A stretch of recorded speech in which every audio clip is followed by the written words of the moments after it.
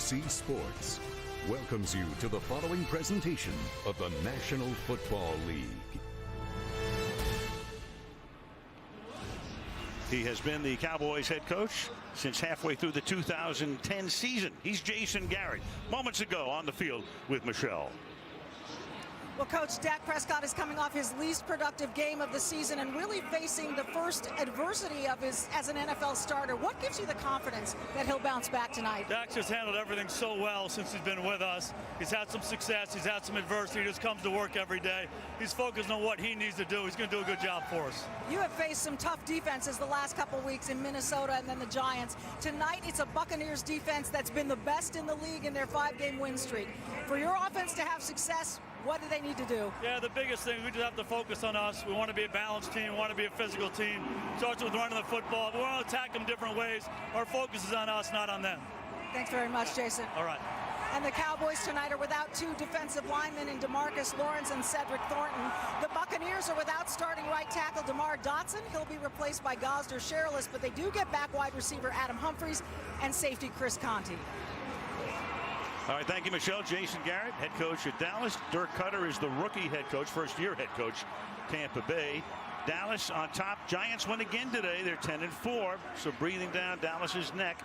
Atlanta at 9-5 beat San Francisco. Tampa Bay is 8-5, and New Orleans, they won it today over Arizona. So there are the standings up to the minute. Roberto Aguayo, who was their second-round draft choice, and he's had a spotty season, so the rookie from Florida State will kick off. Lucky Whitehead, who was left home last week, had missed some meetings and was late, so he did not play in the game at the Meadowlands, but he is back this week. Cowboys won the toss and elect to receive. So as usual, a crowd of more than 90,000 at AT&T Stadium ready, and away we go on Sunday Night Football. From the 1, Lucky Whitehead. Up to about the 24-yard line. A little pushing and shoving going on. And the Dallas Cowboys come out, and let's meet their offense. Dak Prescott, Mississippi State. Ezekiel Elliott, the Ohio State. Darius Bryant, Oklahoma State. Terrence Williams, Baylor. Cole Beasley, SMU. Jason Witten, Tennessee. Tyron Smith, USC. Ronald Leary, University of Memphis. Travis Frederick, Wisconsin. Zach Martin, Notre Dame. Doug Free, Northern Illinois. There is Elliott, leads the league in rushing by plenty. Almost certainly to win the rushing title. It starts right here by picking up about 5, thrusting to the 29-yard line. So Prescott, and most of you know the story by now, picked in the 4th round out of Mississippi State, 8th quarterback drafted, 20 touchdowns, 4 interceptions, with 2 of them coming in the game last week against the Giants.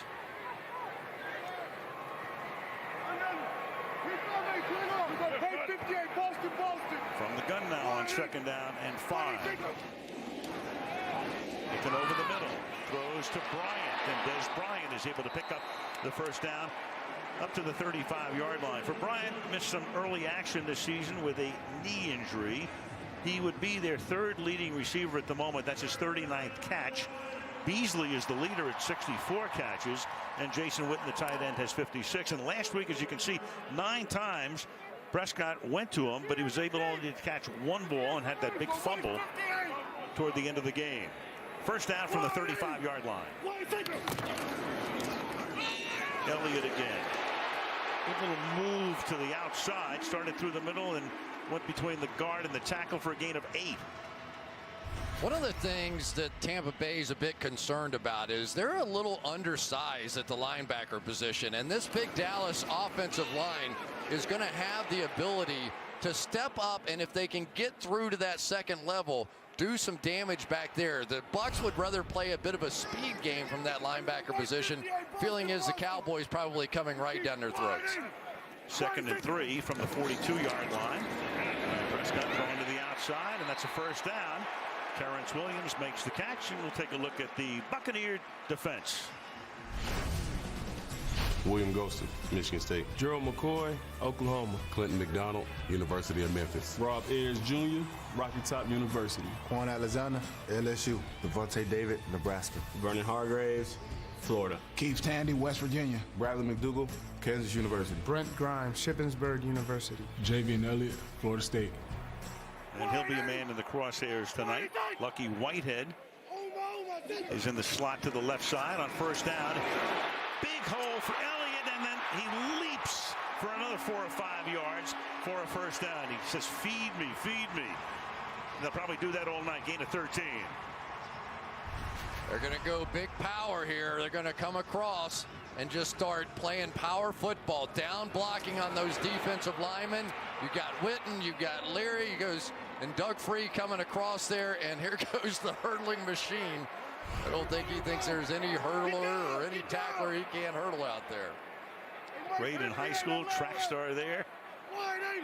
Star in the hurdles. Darren McFadden is in the game. First time he's been active this season. And the catch is made here by Des Bryant. That's a gain of 8. So a good-looking opening drive for the Cowboys, who won that toss and said, give us the ball. And right now, so far, so good at 2nd down and 2. Yeah, I thought that was kind of interesting, didn't you? That everybody's deferring these days, but all the talk and all the noise about all the struggles on the Dallas offense. And there's Mike Smith, whose defense has been simply sensational. So far in this one, they have been rocked back a bit. 2nd down and 2. Cowboys haven't even gotten to a 3rd down. That's been the bugaboo this season for them. A little toss here goes to Elliott, and Elliott will pick up the first down. So they keep the chains moving, and then a flag comes in, our first of the game. And I think this one, the initial indication is against Dallas, and that's going to negate what would have been a first down. Terry McCauley is the referee. Holding, offense number 16. 10-yard penalty, 2nd down. That's Vince Maley, and that cost them a first down, moves them back. Yeah, he kind of got caught and just run over and looked like he tackled him. But this was why they were struggling now on 3rd down. It wasn't so much that they didn't have great plays, but they would get backed up. And sometimes they were in 3rd down and 12 and 3rd down and 15. And Jason Garrett saying, hey, I don't care what's going on out there. You're not going to convert many of those, even with Scott Linehan's terrific offensive line. Linehan, a few years back, head coach of the St. Louis Rams. Done a masterful job as the Cowboys OC. Let's see what he calls in here on 2nd down and 11. Bucks rush 4. Look out. Prescott cannot slip away, and he's going to go down at the 45-yard line, and some more pushing and shoving going on. Noah Spence, a rookie out of Eastern Kentucky, came flying in for the sack. Here comes the speed off the edge. This is exactly what they got Noah Spence for. And right now you're starting to see the Buccaneers and their pass rush come to life, in part because of Noah Spence, but I think in bigger part because Robert Ayers got healthy again. He was out from week 3 to week 7. He's been back. Now they have 3 terrific pass rushers on the inside, including Gerald McCoy. 3rd and 17. The Cowboys are 2 for 24 on 3rd down over the last couple of weeks. Of course, a lot of them have not been 3rd and 17. But let's see what is forthcoming here. Over the middle, the catch is made. That's Witten, but well shy of the first down. Jason Witten makes his first grab of the night. That gets it to the 38-yard line. Bailey is capable of kicking a 55-yard field goal, but you want to bring him in here. Yeah, as long as 56. And looks like he may get a shot. Well, you've got the perfect conditions with the roof closed. And they will spot the ball at the 46. So a 56-yard field goal to try to give Dallas the lead. Chris Jones to hold. First charge timeout, Tampa Bay. And Buccaneers take a timeout, 30-second timeout. There is the first-year head coach Dirk Cutter. He was their offensive coordinator, and their defense, of course, since week 10, when you take a look at that 5-game winning streak, held Seattle to no touchdowns and 5 points. New Orleans last week, 11 points. 21 San Diego rang up on them, but they won the game. 14 takeaways, so that's almost 3 per game. And the opponent's passer rating is 62.5, and that's been the lowest in the league over the past 5 weeks. And Mike Smith was the head coach of Atlanta when Cutter was the offensive coordinator there. So these roles are now reversed, with Dirk as the head coach, Mike as the defensive coordinator, and now Bailey attempting a 56-yard field goal.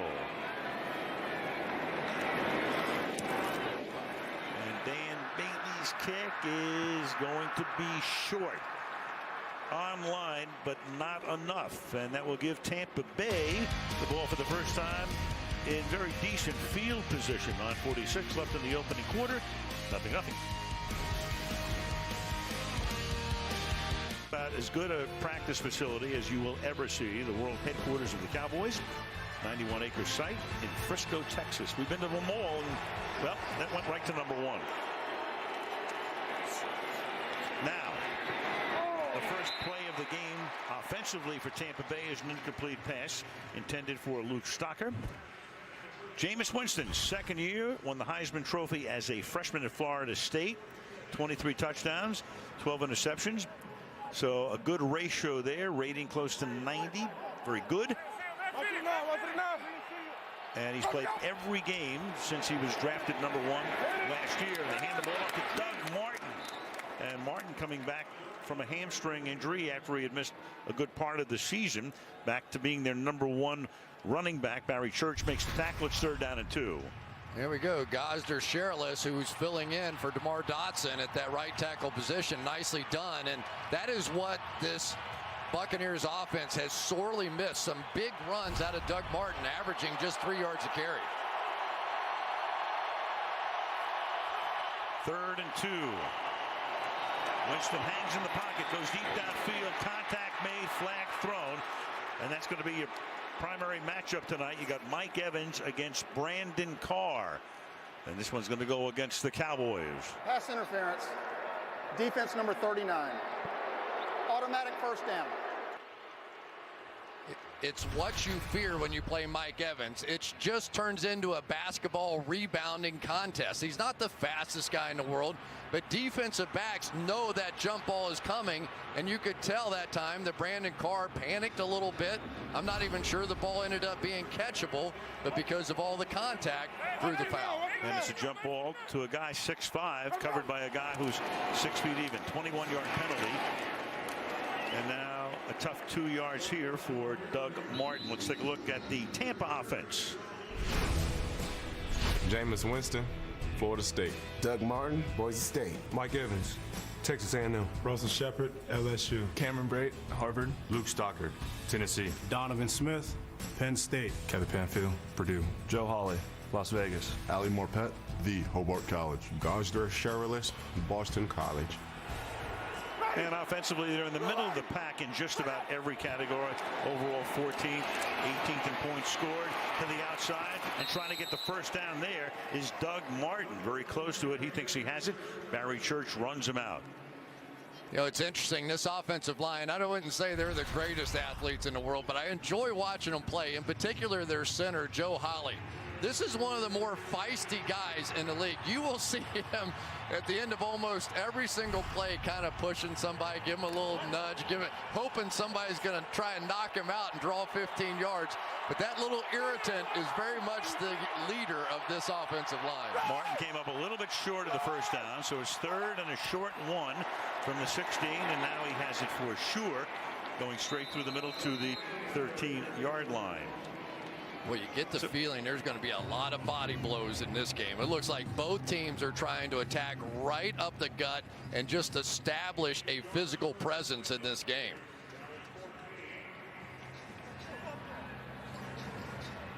Halfway mark of the first quarter. 6th play of the drive. They've thrown only 1 pass, that on the first play.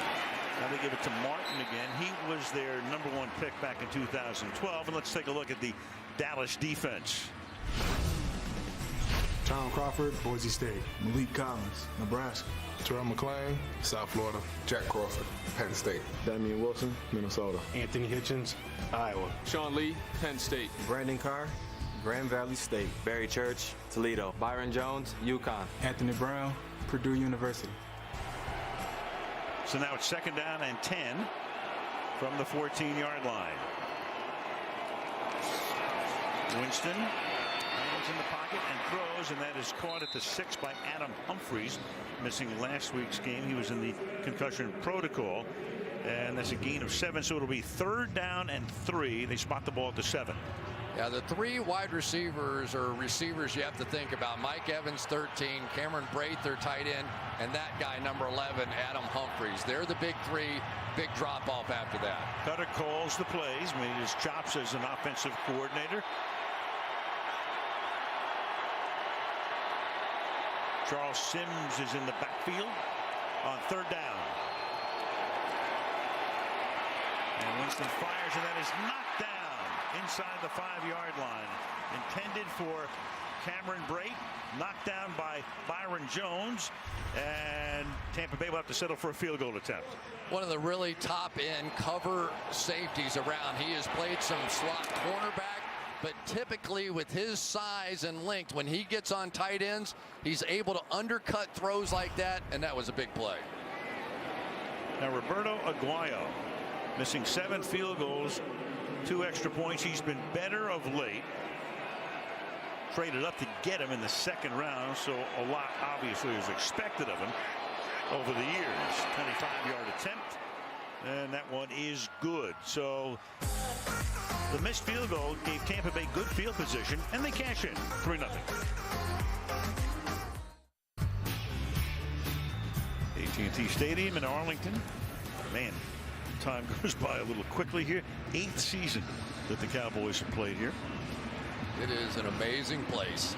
Come out and walk around, just take a tour if you haven't done it. Texas Stadium, just a memory. From the 2-yard line, Lucky Whitehead brings this one back to the 26-yard line. That's where the Cowboys set up shop for their 2nd drive. Long on the Tonight Show with Jimmy Fallon all this week on NBC. 2nd drive begins at the 26-yard line.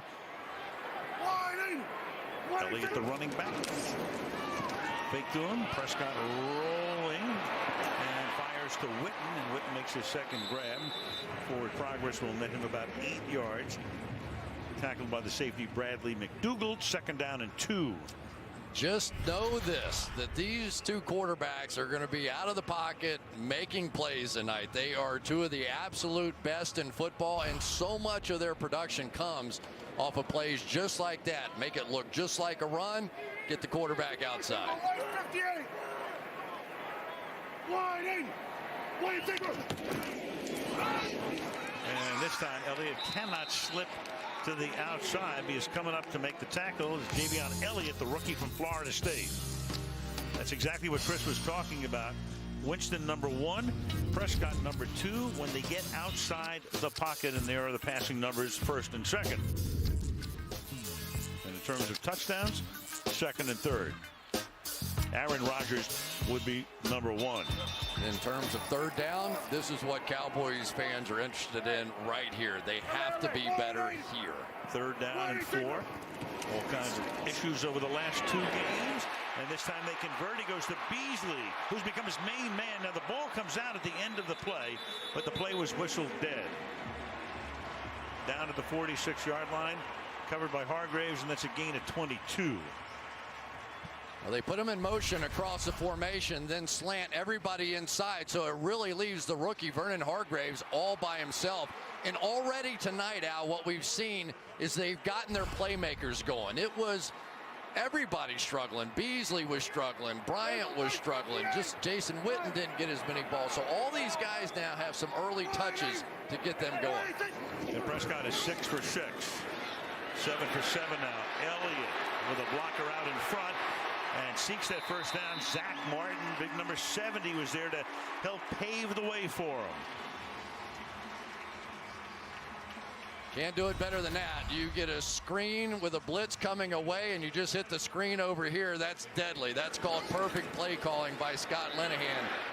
And you hit on it. Zach Martin out in front is as athletic as most cornerbacks. It's amazing to see him in the open field taking on speedy linebackers and safeties and corners, and more often than not, he does make contact. Most other offensive linemen do not. Took Quan Alexander out of the play, and for a 1st down, ball at the 35. And Elliott again will take the ball to the 32. Elliott trying to win the rushing title. 2 years ago, it was DeMarco Murray who won it. Then he went off to Philadelphia. Now, of course, at Tennessee. And right now, there is a guy, the rookie out of Ohio State, the 4th overall draft pick last April, and he has been sensational. It's hard to not think of Emmett when you watch him play behind this offensive line.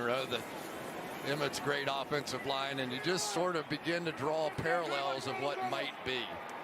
Emmett in the ballpark tonight. 2nd down and 7 from the 32-yard line. Blitz coming. And the pass has gotten away to Beasley, but he will go next to nowhere. It'll be 3rd down. Elliott covering on the play. Yeah. And one of the things that everybody in the last couple of weeks have pretty much determined they're going to do is they're not going to let Dak Prescott sit back in the pocket, pat the football, comfortably look around like he's playing 7-on-7 in practice. We have seen the Vikings come after him. We saw the Giants come after him. And so far, so have the Buccaneers. Well, you heard Jason Garrett at the top talk about he won't blink. All he is 8 for 8. 3rd and 6. Does he make it a perfect 9? He will. That's to Dunbar.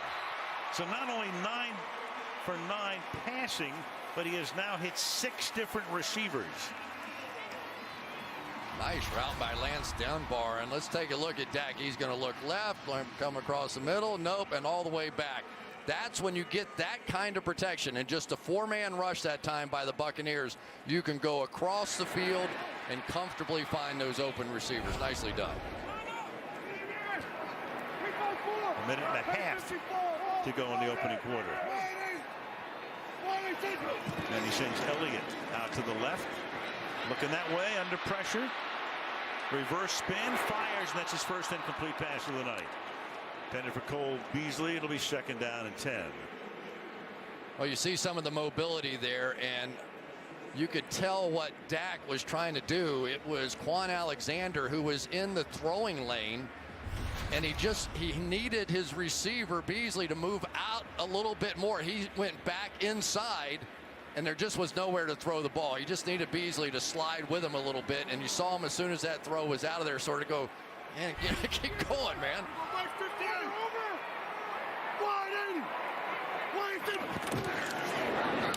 Quick toss, Bryant. And Bryant gets wrestled down, flag down. This takes it to the 11-yard line. The face mask, offense number 68. 15-yard penalty, 2nd down. It's on Doug Free, the right tackle. Well, there it is again. They get another tremendous drive going, and looks like they're going to get this one called back. And really no need. Where's the need there? Because you got one of your really talented guys one-on-one with a corner on the outside, but now they're setting up 2nd and long, and these are the kinds of 3rd down conversions and 2nd down conversions they've been having troubles with. Tony Romo with the headset. Already 3 penalties for 46 yards on the Cowboys. Now a draw, and Elliott will take the ball to the 21-yard line. So a good hunk of yardage there to make it to 3rd down and 15. But Al, you have to say, if somebody were asking you to describe this game, right, you'd say the Bucs have not stopped them yet. They had a penalty on the first drive that stopped that one, and they had a penalty on this one. And that's philosophically what a lot of defensive coordinators believe. It's very hard for an offense to go 10 plays without making a big mistake. And the Cowboys have, to your point, gained 116 yards already. Final half minute of the quarter. Prescott throwing, caught Elliott, and he puts his head down and can get to the 9-yard line, still short of the 1st down. And that should take us to the end of the 1st quarter, meaning the 2nd quarter will start most likely with a Dan Bailey short field goal attempt. And that will be the end of the 1st quarter with the score: the Tampa Bay Buccaneers 3, the Dallas Cowboys 0. Sunday Night Football resumes after these messages.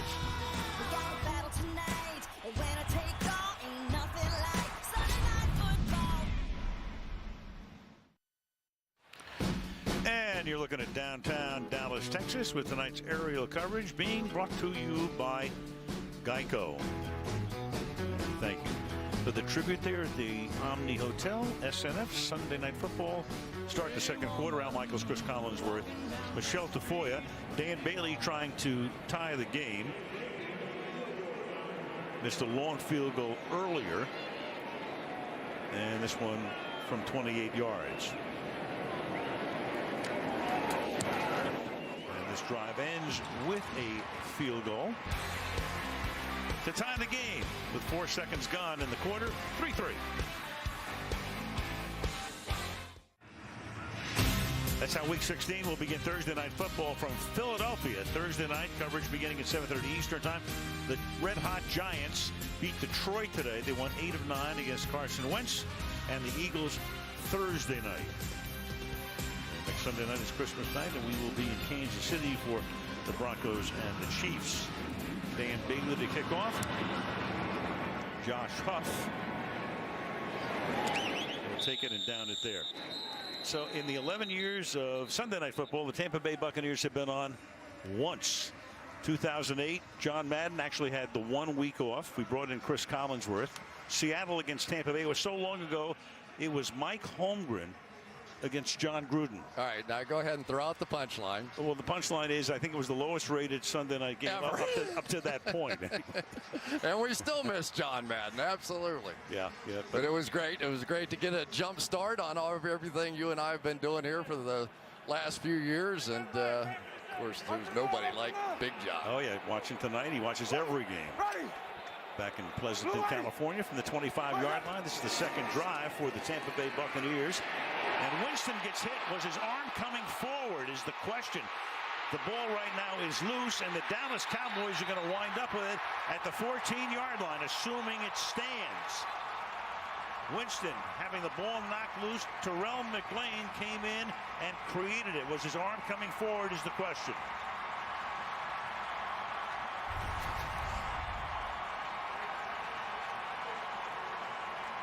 Yeah, that ball was an empty hand moving forward. Hit the backside of his arm, and that ball shot straight up in the air. And here comes McLean around. They brought a safety blitz that time, bringing Byron Jones, and they slanted around, and it just simply got there too fast. You know, what's really interesting is the Dallas Cowboys defense, they don't blitz that much, but their rate of success when they do blitz, very high, and a big payoff right there for Rod Marinelli and company. Their third least in terms of frequency of blitzes. Malik Collins was the man who recovers it. And now at the 14-yard line, the Cowboys have had the ball almost the entire game, and they give it to Elliott, who swings to the outside. And Elliott will take the ball to the 7. He is some runner. Bradley McDougal makes the tackle, gain of 7, second down and 3, and Elliott has already gained 44 yards in a quarter and half a minute. One of the untold stories, I think, is this guy right here, Ronald Leary, who has come in and took over for Lyle Collins at that left guard position. A lot of conversation that maybe he would have been traded before the season. A little holdout, all that. Thank goodness for Cowboys fans, they did not. He has been sensational since Collins got hurt. And now he rides Elliott, who takes the ball very close to a first down. Yeah, I bet you Jason Garrett on the sideline went over there and said, guys, if you just don't hold anybody or don't grab any face mask, we're going to go up and down the field against these guys.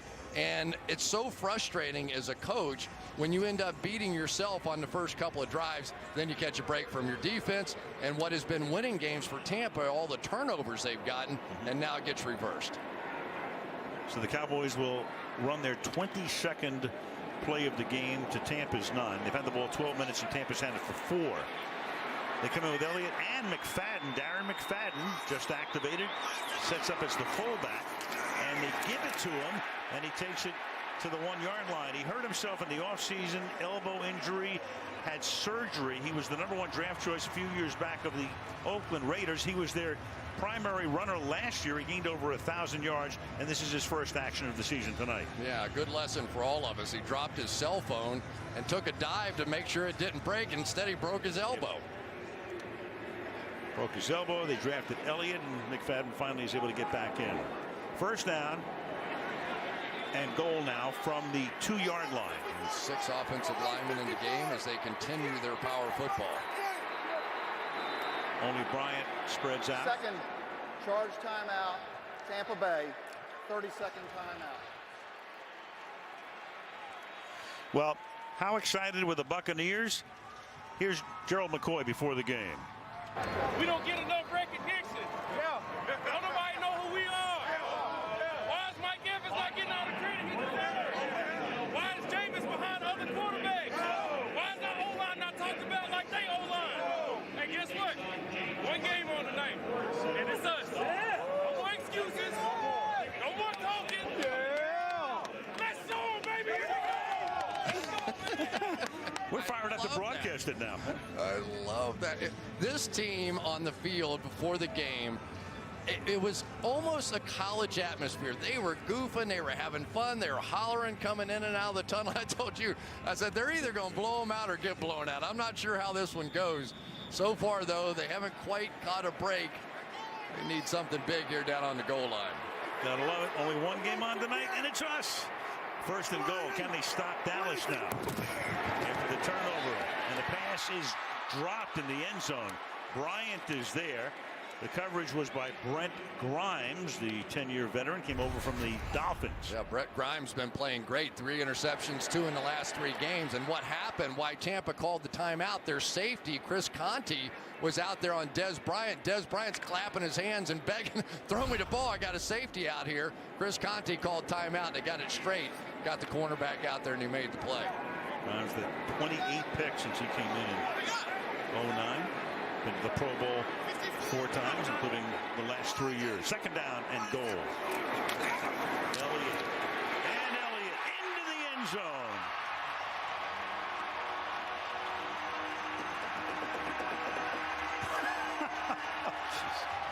Oh man! For Elliott, that's his 13th rushing touchdown. Emmitt Smith, boy, he could really appreciate that. And the Cowboys lead it 9-3. I never saw him jump in the pot, though. Watch this combination block right here. Leary's going to go down, and then you get the reach block. I love watching great offensive lines work together and just carve out that big hole, and then you go jump and promote a very good cause down there in the end zone. Salvation Army. Everybody throw something in because there's a good chance Ezekiel Elliott's going to be in there. And he got penalized for that because it's a prop. Even if it is for the Salvation Army and it's the fabled Salvation Army kettle, they still penalize him for it. But it'll get a lot of play. Maybe it'll get a few more donations. Even the officials are laughing, though. I think they appreciated it. It just is in the rule book. And there should be a charitable exemption in the rule book as well. There you go. If you're doing something for the good of charity, then that shouldn't be a foul. Like a tax exemption. You've got it. 33-yard extra point is good by Bailey. So it was all set up by Winston's fumble. Had the short field. Cowboys cash in, lead by 7.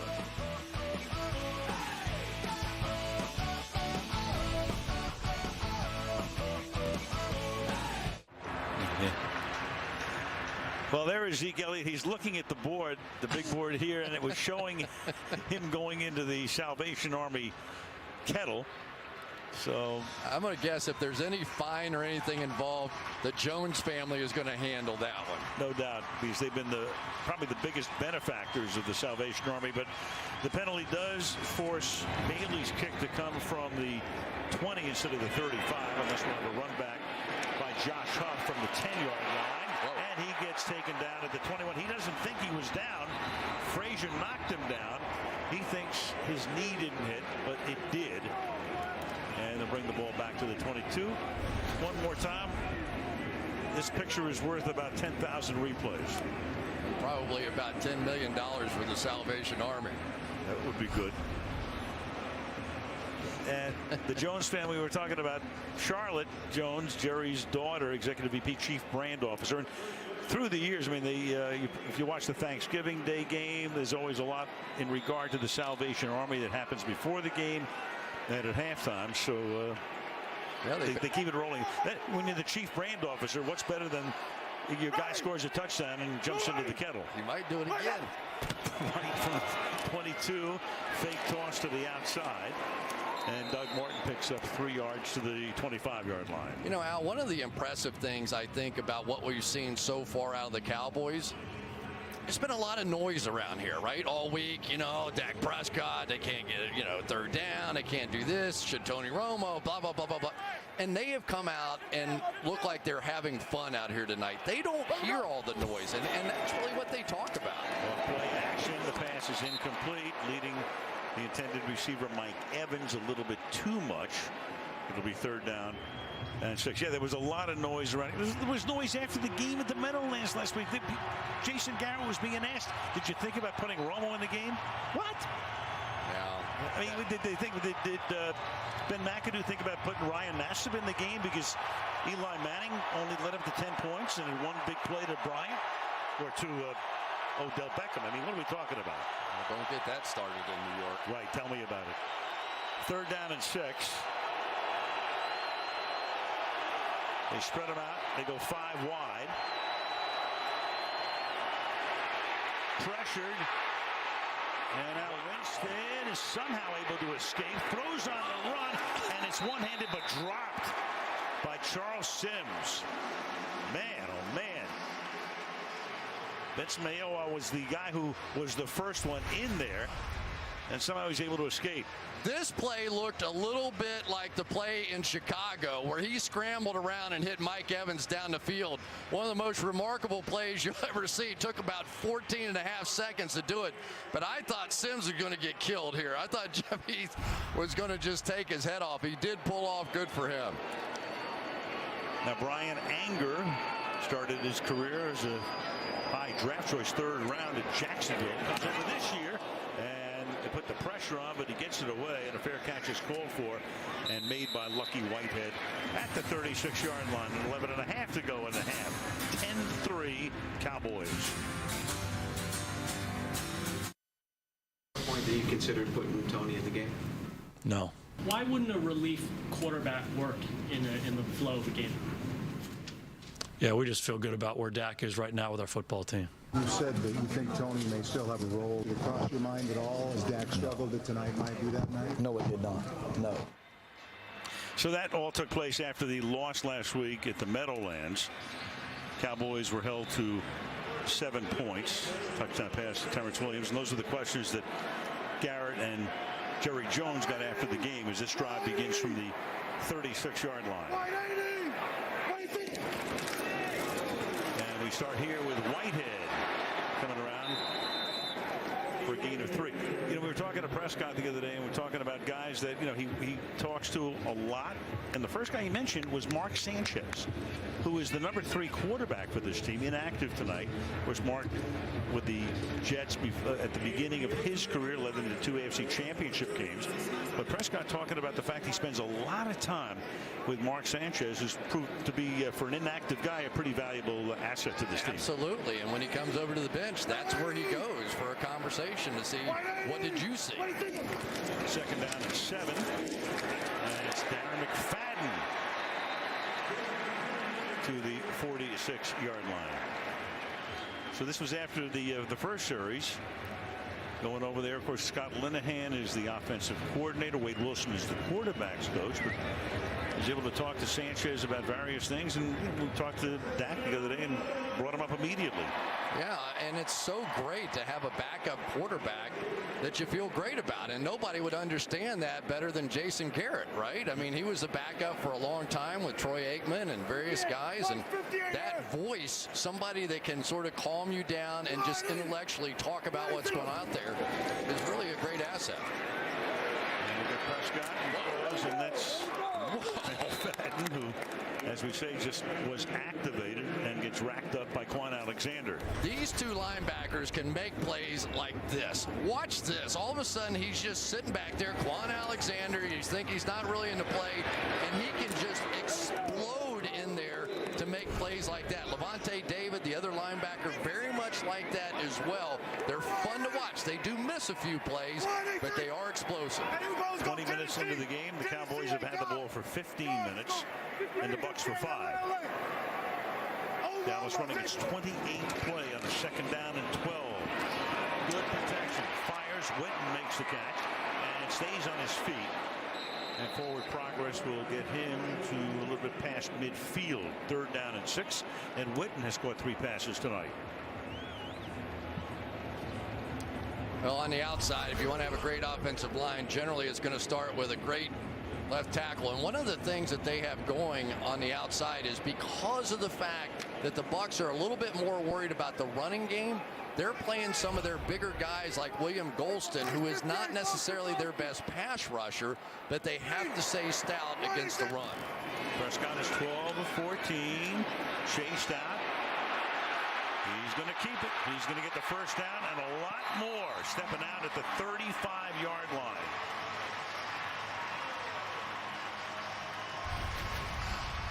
They tried to go with a stunt inside, and what happened, it opened up that edge as they sent both guys inside Tyron Smith.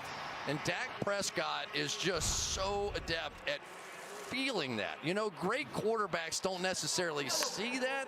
They just feel when all that pressure goes and flows inside. Goes right to the outside for the first down. Doesn't run all that much, or less than 4 times a game, but he has a 4.5 average. Cowboys good on 3rd down tonight after being terrible the last 2 weeks, 4 of 6. And the pass to the 21-yard line is dropped. It's incomplete. Terrence Williams, the target, covered there by Grimes. 2nd down.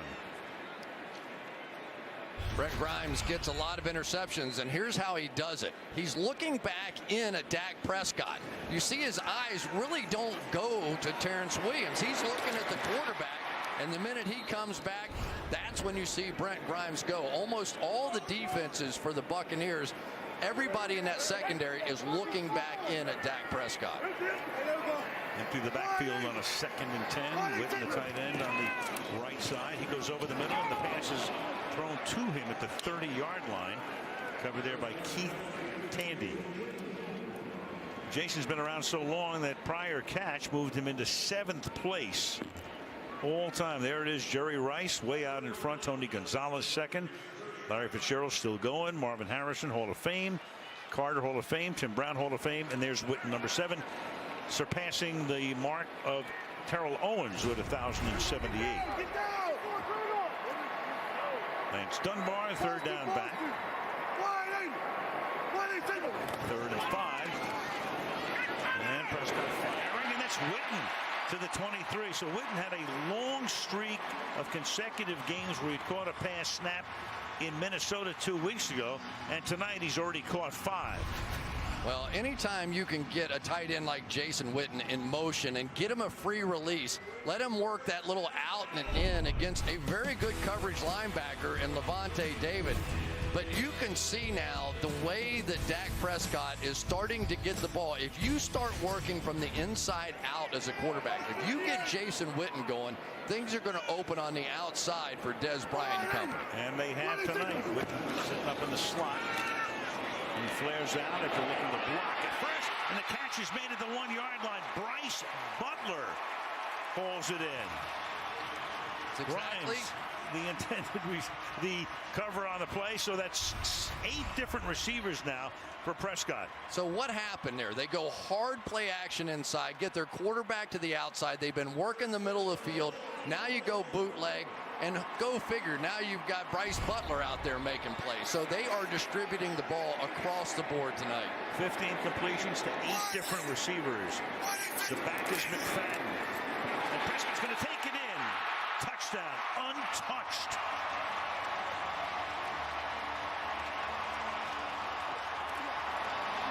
Ten plays, good balance, 4 rushes, 6 passes, 2 for 2 on 3rd down, and a 2-touchdown lead.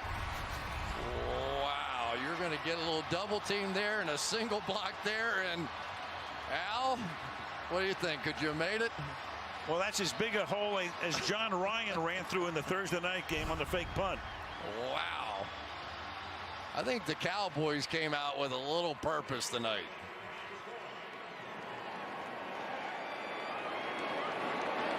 Dan Bailey.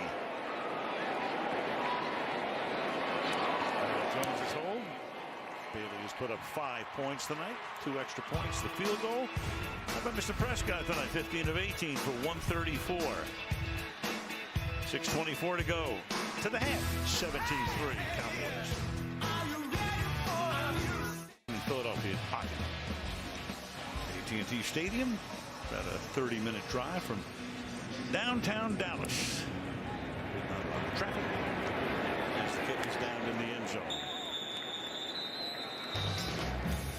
6:24 to go in the first half. 17-3 home team.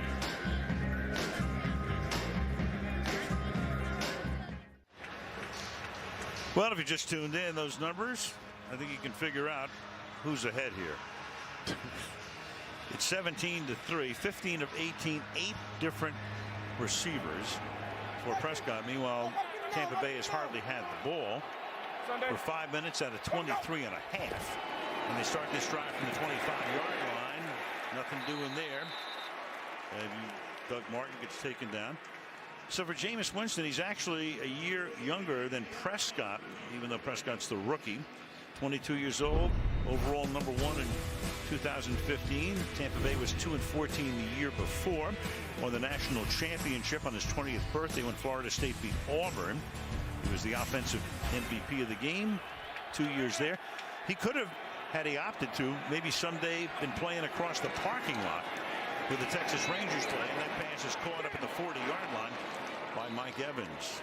Like a lot of guys like Russell Wilson, he was a good baseball player as well as a great football player. Yeah, he could pitch and hit, couldn't he? He was pretty darn tough as they go here to the hurry-up offense. So they pick up a first down on that pass. And Martin swings to the outside. He gets wrestled down after a short gain by Sean Lee. Sean Lee is borderline unblockable. I mean, anytime you get this guy, watch offensive linemen trying to catch him. This time it's Kevin Pamfield. They just don't get there, and it doesn't look like anything, but he does it play after play. What do you have, 18 tackles in the game the other day? You thought he was going to make all of them before it was over. Has not missed a single snap this season. And that's for a guy who's had his share of injury difficulties during his career. Second down and 8. Blitz coming from Skandrick, and the pass has gotten away and into Dallas territory. Mike Evans, former Texas A&M star who caught his college passes from Johnny Manziel. Nice job here on the left side. It was Jameis Winston who basically caught the blitz that time by Orlando Skandrick, checked out of it, and made the easy completion. So the Bucs pick up their 4th first down. Now they run a draw. Nice gain here for Doug Martin. Pickup of 6 yards. Takes the ball inside the 40. Yeah, and so much of what this offense can do, in my mind, revolves around Doug Martin. If they get the running game going, the official just took a dive. They get the running game going, the rest of this will work. Fake toss. And Winston's going to pick up the first down and step out of bounds. So they pick up the pace on this drive and looking good so far. Yeah, the play action numbers for Jameis Winston are really sort of off the charts. 10 touchdowns, 2 interceptions, a 117 rating. But in order to get play action going, you have to run the football. And if Doug Martin returns to the form that we've seen him a few times in his career, you know, he's been over 1,400 yards twice and just getting healthy now after that hamstring injury. The leading rusher is Jacquizz Rodgers. He hasn't been in. Ball at the 33-yard line. Rodgers a healthy scratch tonight as Winston fires, and that's caught. To the 10-yard line goes Freddie Martino. And it's the first time he has been targeted tonight. 11 first down. Nicely done. What they do is they fake the screen and make them believe you're going to just throw the quick one out there. And as people just hesitate, you're able to hit it in the seam going up the field. This is by far the best the Buccaneers have looked. 24-yard gain there. First down and goal now at the 8-yard line. Whoops. Take a look at that. That's what, 1, 2, 3, 4, 5. Cowboys. It's half the defense is right there swarming, and now a flag comes in at the end. Boy, David Irving almost took the handoff on that one. Terry McCauley with the call. After the play, personal foul, unnecessary roughness. Offense number 3, headbutt. 15-yard penalty. The down count, second down. Jameis Winston.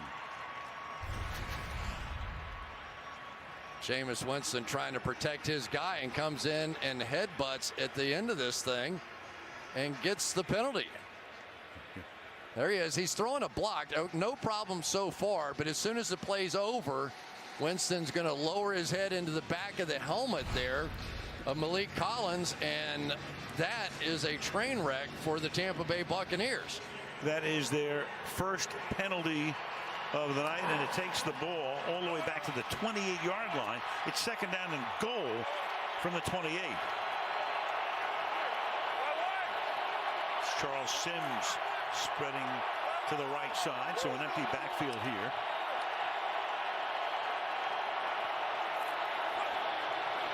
And now you've got a flag, and they're going to whistle that play dead. Benson Mayowa from the right side unabated to the quarterback. Neutral zone infraction. Defense number 95.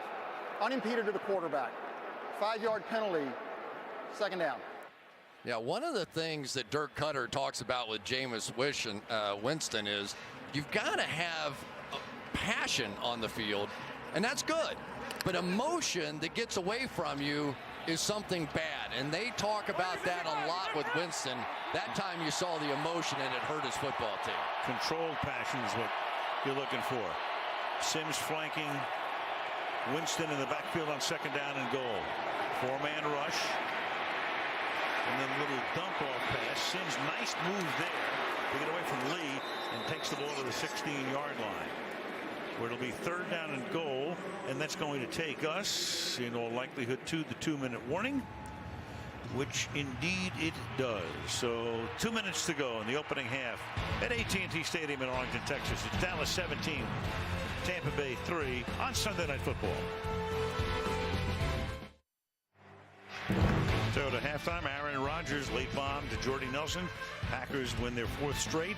Ben Roethlisberger on the gifts he's getting his offensive line for Christmas. Giants looking to clinch a playoff berth, playing the Eagles on Thursday Night Football. Red hot, they won 8 of 9. Now it's third down and goal here from the 16-yard line. Winston in the pocket, fires, and it's incomplete. It's Adam Humphries who was the intended receiver. Pass much too high. Byron Jones got his hands on it, and they'll have to settle for a field goal attempt. You know what's really interesting about that is they have 2 great seam runners going down the field, Cameron Brate and of course Mike Evans, and the one smallish receiver that they have out there is the guy who actually got the ball there, Adam Humphries. So many times with this offense, when you see them be really sharp, it's not necessarily guys wide open, it's just guys getting body position, and Winston throwing it up high to him. Right, he had Skandrick fronting him, he had Jones behind him. And so Aguayo will try to make it an 11-point game with a 34-yard field goal attempt, which he does with 1:52 to go in the half.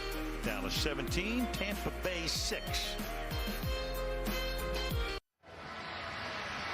Well, the Glazer family has owned the Tampa Bay Bucs for a ton of years. Malcolm Glazer passing away a few years back, and his sons running it. Avram and Joel and Ed and Brian have watched this team through thick and thin.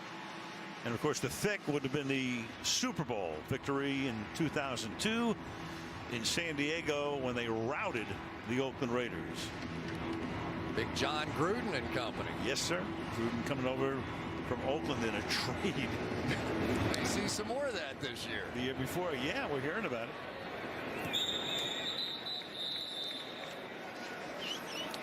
Here in Dallas. Maybe we'll wear those things next week in Kansas City. What do you think? Or that. Football fans are the greatest. Right. From the 25-yard line. Hangs in there. Short throw.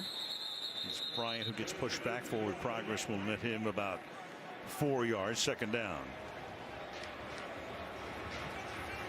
Clock running down. Dallas has all of its timeouts. Second down, call it 5 now from the 30.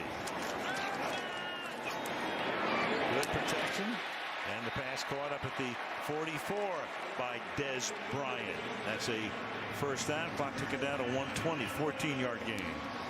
Boy, with just Ezekiel Elliott coming out, these linebackers are paying too much attention to him. You've got to get your depth on those drops. They're throwing it right in behind them. The 44, and that's Jason Witten making the catch. Talked about that long streak that he had as we go down under a minute. He had 130 consecutive games. That's over 8 years worth. Snapped 2 weeks ago in Minnesota. And tonight he's already caught 6.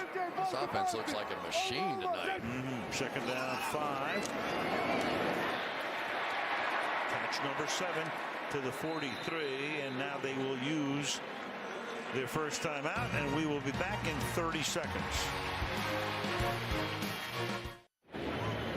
So that Bucs defense, and that's the reason for their turnaround, giving up less than 13 points a game over the last 5, but tonight already 17 and 238 yards, and the Cowboys aren't done. Now Prescott moving forward, throws, that's caught close to a first down. Bryant making the catch at the 33-yard line, and Dallas uses its second timeout. There's a flag, however. 65, 10-yard penalty, first down. Don't have to use that timeout. That's Ron Leary costing them the yardage.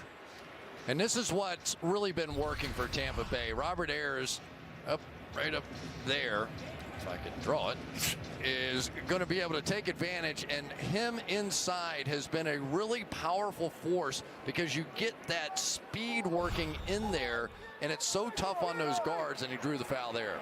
So now 1st and 20 back at the 47-yard line.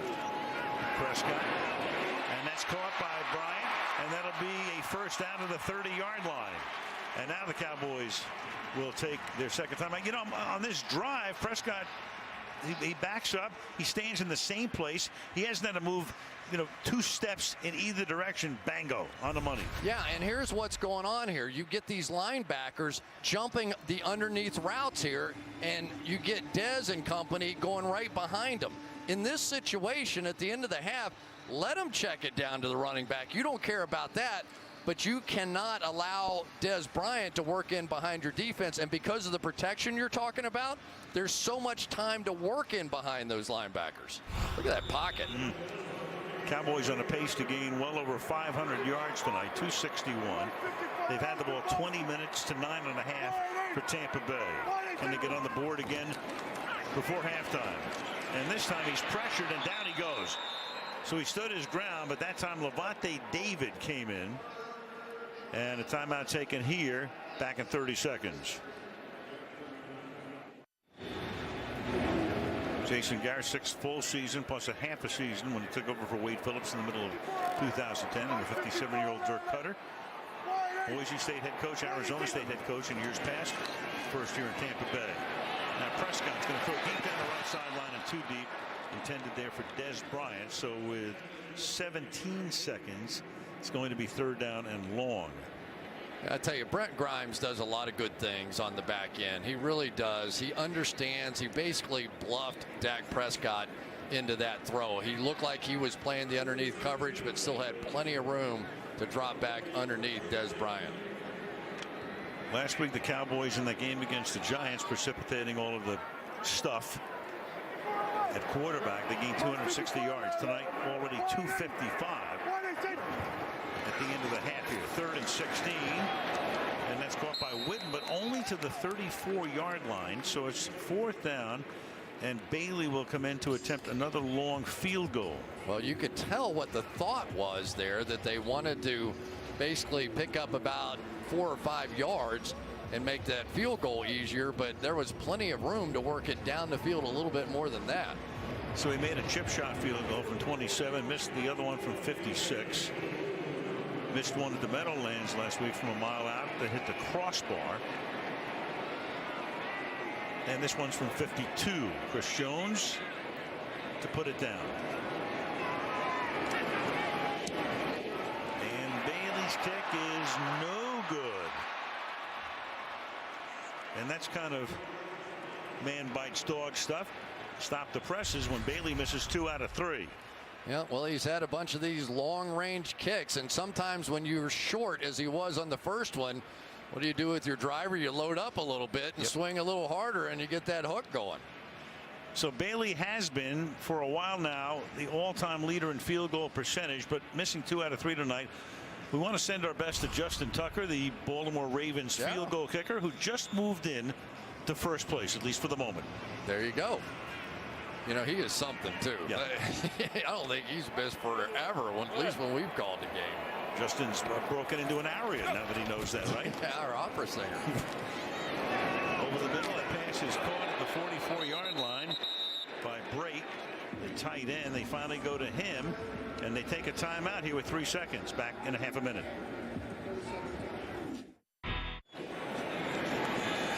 And Winston, final play of the half, barring a defensive foul, throws one that's intercepted in the end zone by Byron Jones. He'll take that out of bounds, and that will take us to halftime. Bucs will get the ball to start the second half. Halftime score 17-6. First, here are today's top performances presented by Microsoft.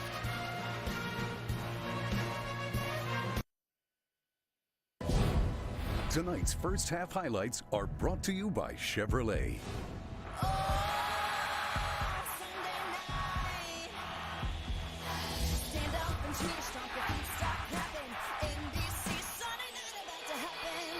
And Winston gets hit.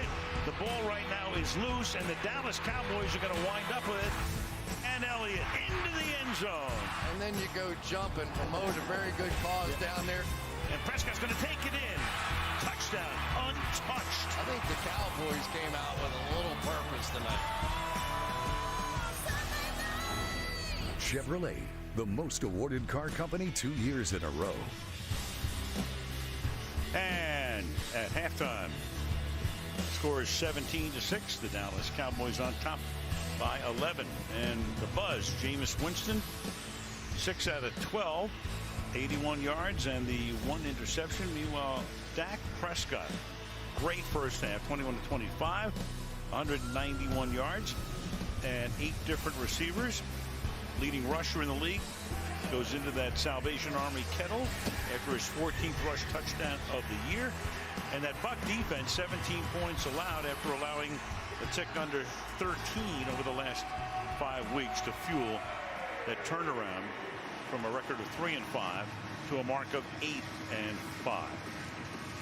Dak Prescott, he's been impressive so far, just under 200 yards passing in this one, but he's been under 200 each of the last 3 games. So clearly a bit of a breakout game here with some home cooking. Tampa Bay to get the ball to start the third quarter here in Arlington, Texas. And begin their drive from the 25-yard line, and we go to the field and Michelle. Well, I spoke to Dirk Cutter, and I asked him if Jameis Winston's emotions might be impacting his play, and he said definitely on that second quarter headbutt personal foul. He said Jameis is a passionate player, but that was ridiculous. We can't let our emotions get in the way.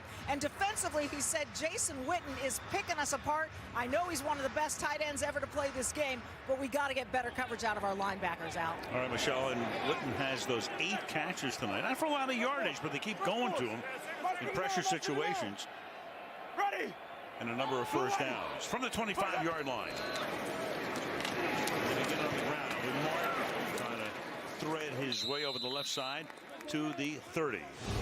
Well, no question about it. The linebacker play on Dallas's side of the ball has been much better with Sean Lee. He was all over the board here in the first half. We've seen their last couple of games, and he's been doing this for the last few weeks, probably playing as well as any linebacker, not just against the run as some of these have been, but clearly one of the better coverage linebackers as well, and Sean Lee doing it again tonight.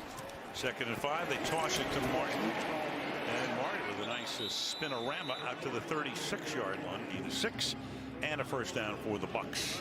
Yeah, and they have to get this going. They had some success going with the hurry-up offense at the end of the first half and trying to come back with a little pace. But if Doug Martin gets going, this is an offense capable of playing. They really have not dropped off during this win streak, averaging about 22.5 points, and they are under par right now. Well, Dirk Cutter says Winston is at his best play action. Showed you before that he was the #1 passer in the league when he gets outside the pocket. So Crawford come off for the moment for Dallas, and the pass downfield is incomplete, a little bit too high, intended for Josh Huff. 2nd down and 10. Yeah, just a bad throw there. I mean, they had what they wanted, the single high safety, and you just have to be able to hit this thing. This is as good as you can get. Safety way back in the middle of the field. Now, I know he's used to throwing some of those big targets down the field with Mike Evans and Cameron Brate, but he missed that one. So Winston now under 50%, 6 out of 13. 2nd down and 10. There's your play action, but pressure is put on, and he's forced to just sling it into the Cowboy bench. Mayowa and Collins put the heat on that time. 3rd and 10. Down the field, here's a guy he likes to go to out of Harvard, Cameron Brate, but Sean Lee all over that and taking that one away, which forced the scramble. Look to the outside to Russell Shepard. He was not there, had to throw it out of bounds. 3rd and 10.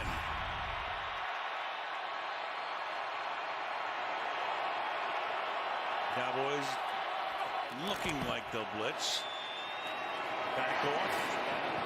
And pass is caught. Mike Evans goes to the ground and somehow is able to corral it. And that'll be good for a 1st down. Right on the outside, there's Evans working against Brandon Carr. Gets underneath it and scoops it before he slides out of bounds. Man, finger tipper, but I think he had it.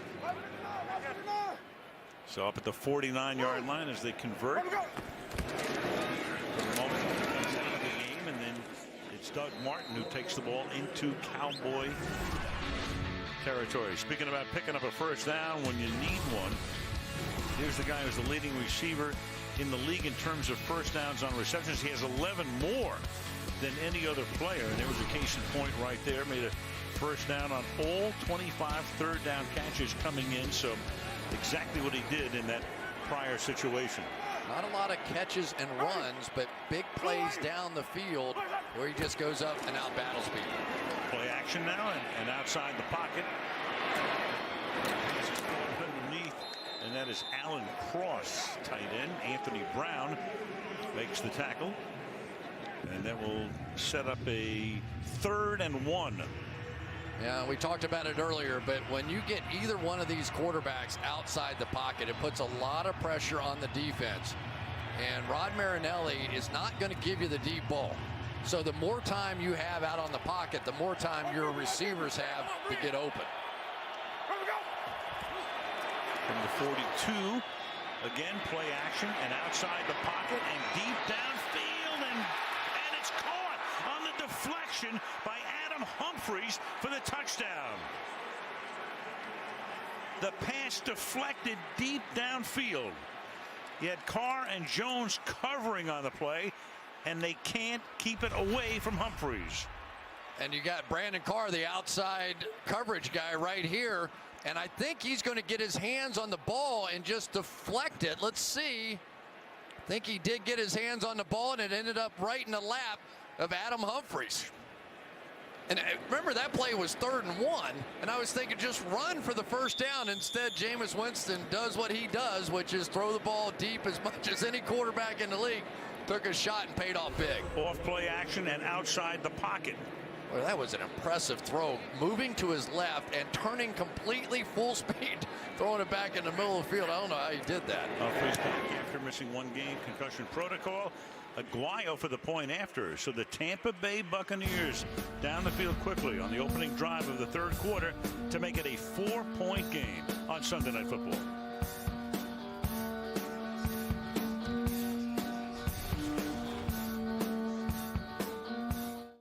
Won the Texas 5A state championship. Jerry Jones, his grandson, quarterback John Stephen, offensive MVP. Father Stephen, executive VP of the team. Grandpa's here, grandma's here, the whole family's here. I mean, that's about as good as it can get. We had a chance to watch this game on television here yesterday.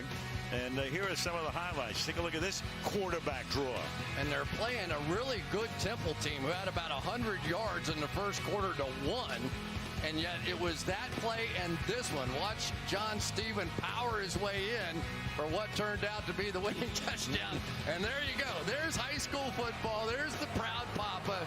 There's the moment you remember for your entire life. And there's the champion right there, John Stephen Jones. And maybe he can do it again next year. He's only a junior. Yeah, apparently John Stephen didn't get home until about daybreak today. I think they had a heck of a party last night. A few diet sodas along the way. Terrence Williams, gain of 13 first down. We go to Michelle. Well, yeah, and Stephen Jones told me that at the end of the game, he was melting, just putty and wrung out by emotions. He said, I don't know how to describe the feeling, just pure raw emotion, and incredible that I could be that happy about something. And that's big-time football, too. That high school produced Matthew Stafford. There it is. Clayton Kershaw, the great Dodger pitcher. Bobby Lane and Doak Walker. Apart from that, not a lot of guys went there that we needed. And John Stephen Jones. Right, John Stephen Jones. And they had about 35,000 people yesterday afternoon as Elliott takes it for a couple of yards in this stadium where not only do the Cowboys play here, they have a number of college football games, bowl games, and they played 12 high school football games between Wednesday and yesterday. I just got to say, too, and I know John Stephen's going to get all the headlines and all that kind of stuff, but I love that game. I love high school football in general. There's body types of all kinds out there on the field, and both teams, such incredible passion. It was a great, great afternoon of football. It's a great week of football here at this stadium in Arlington as Dunbar makes the catch. Lance Dunbar will come up a couple of yards shy of the first down. We go to Michelle. Well, I spoke to Jason Garrett at halftime. He said that Dak Prescott has handled everything with such great poise and composure on and off the field that Garrett had no doubt he'd come out and play well tonight. As for Ezekiel Elliott jumping into the pot after his second quarter touchdown, Garrett said he should not have done it, but we allow the Lambeau leap. We allow snow angels in this league. We have to get that rule straightened out, Al. Yeah, that's something for the competition committee to decide next March. 3rd down and 2 from the 46-yard line. Little toss, Elliott, and then he loses the ball as he tries to give it to Whitehead. Then it is recovered back at the 39-yard line. It's Ron Leary who recovers it. Very interesting. Tyron Smith here got caught up on Jason Witten coming out around the edge here, and it forced this whole play back a little bit farther, so it sort of screwed up the timing of that pitch. And for the Tampa Bay Buccaneers, the perfect start to this half. Go right down the field, score a touchdown, get a stop, they're right back in the game. Chris Jones, who has done a lot of punting over the last 2 weeks, but not tonight. This is his first boot of the evening. Fair catch called for and made by Adam Humphries at the 19-yard line. 6 minutes into the third quarter. Dallas up by 4. 9 Central and Mountain. And they're going to pay for it. Sorry. Ladies and gentlemen, Mr. Chris Collins. Well, never mind. 9:01 to go in the third for $12 million. Doug Martin picks up a yard up to the 20-yard line. It'll be 2nd down and 9. Let's go back to Jameis Winston. Here was an opportunity early on. He had Mike Evans down the left side here with an inside technique, exactly what he wanted. But watch his eyes on this one. He looked like he was looking at Evans, but his eyes are back to the right-hand side, and he throws it over to Adam Humphries instead. He had Evans, should have taken him, has come back here in the second half and played very well. 2nd down and 8 now. And Winston has fires open, caught 40-yard line. Russell Shepard, but a flag is down. Back at the line of scrimmage. Holding offense number 74. 10-yard penalty, 2nd down. Ali Marpet, second-year guy out of Hobart, who's a great young guard, but not on that play. Man, watch this takedown here. Ali Marpet, who is their best offensive lineman, the right guard, going to catch Crawford coming across, and then this is something out of the Olympics. Yeah. 3-point takedown. Man, WWE right there. Yeah. And that negates a long gain and makes it 2nd down and 18. And a great throw by Winston on that one.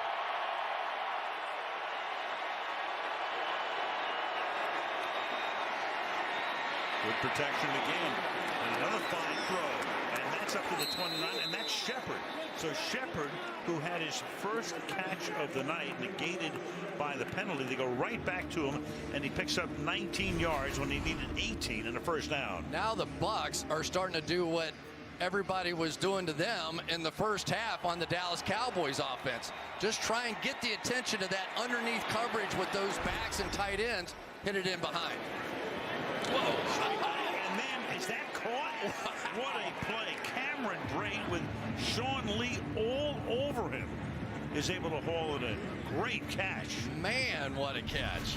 Can't have better coverage than this. And watch him just barely get inside Sean Lee. Barely saw the ball and hauled it in. It was almost past him. Winston fires to the outside, juggled, incomplete. Intended for Humphreys, looks around for a flag, and there is none. Covered by Scandrick, 2nd and 10. Well, I have a lot of respect for Orlando Scandrick. Here's a guy that really has not been healthy for so long. But look at this one-handed catch. Even Sean Lee with his hand in there. And the Harvard tight end got it done. Up to the 47-yard line. 2nd down. Go to the ground again. And this time it is Charles Sims for a gain of 8 yards to the 45, to Dallas's 45. It will be 3rd down and 2 as Cutter sends in the next play. Nice job by Ali Marpet getting up to that second level to make that play. Right down there. Tampa Bay going no huddle again. Winston rolling out to his right. Throws on the run back across the grain. That's caught by Brate, and Brate gets tackled from behind to the 25 by Byron Jones. So Brate has been silent until now. 3 catches for 52 yards. That's good for 22. I tell you, Jameis Winston is an exciting quarterback to watch. He is not a low-risk quarterback at all. He's taking some chances out here. Now to the outside comes Sims, and he'll get taken down, tackle for loss by Benson Mayowa. Having a nice game tonight. 2nd and 14. Mayowa really has come in and stepped up his game a lot. 4 sacks now in the season to be a complimentary guy to Tyrone Crawford and some of the other pass rushers inside. He's been hot, but so is that guy. Jameis Winston has taken over this game here in the second half. 6 of 12 in the opening half, 6 of 9 here for 120 yards. So he's up and over 200 for the game. He and Prescott about even in that department right now. 2nd and 14. Straight back and then over the middle, and that's hauled in and taken to the 10-yard line by Mike Evans. So a great drive that started back at their own 19-yard line, and they run 8 plays, 71 yards. Now they're getting to those seam routes because they're playing an outside technique with their corners, funneling everything back into Sean Lee, and yet because of this hurry-up offense, they're starting to hit those gaps in that defense now, and Dallas getting a little tired. 1st and goal from the 10-yard line. Here's Sims dancing around, can go nowhere. That'll make it 2nd down and goal.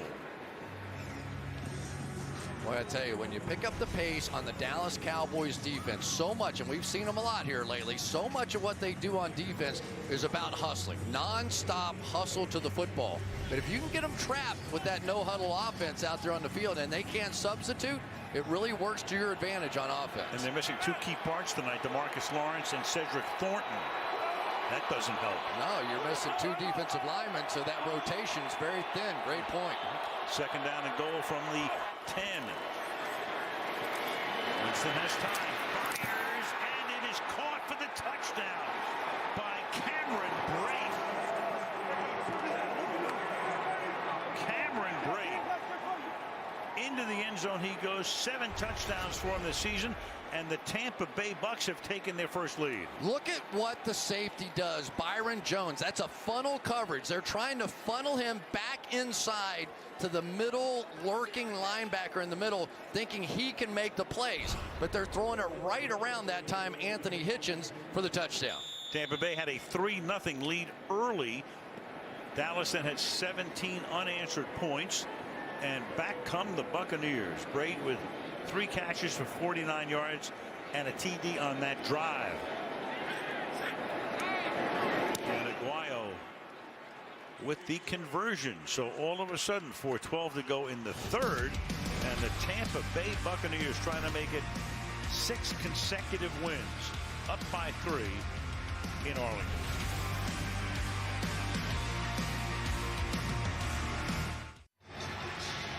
So who are the last 3 Ivy League players with 6 or more TDs in an NFL season? Brate, who went to Harvard and has now caught 7. Calvin Hill, saw him tonight. Started with Dallas and then finished with Cleveland in '78. Calvin, who went to Yale, had 7. And Steve Jordan, the great Minnesota tight end, had 6. So a 3-point lead for the Bucs. Kick will be run back by Lucky Whitehead. Back to the 20-yard line. 4:08 to go in the third. There's another Ivy Leaguer, the Princetonian, Mr. Garrett. 1st of December. 3 nights from tonight. Now, this drive starts with an Elliott burst through the middle up to the 26-yard line with 4 to play in the third. Terrific first half for Dak Prescott, and he has certainly been helped with this protection. He can go through multiple reads, 1, 2, and come back to number 3. Very seldom does an NFL quarterback get past number 2 on the reads. But you give him that much time, watch his footwork. His foot, it never changes. It's always about that far apart. He's always on balance, up on those toes. And when he gets ready to fire, he fires shots in there. Elliott has now rushed for 57 yards. How many more here? Nice little hurdle move. A lot more. And out of bounds, he's forced at the 45-yard line. Talked about in high school, state champion in the hurdles, and he loves to use that move. It's just fun to watch, isn't it? I mean, Great. And the great thing about it is he doesn't over-hurdle. You know, sometimes if you get too high, one thing you find in the National Football League, if you're in the air, somebody's catching you because you can't fly as fast as you can run. And there he is as a state champion in John Burroughs High School in Missouri. 4-time state champion, I think, that year. 14 carries, 77 yards for him tonight. Straight drop by Prescott to the outside.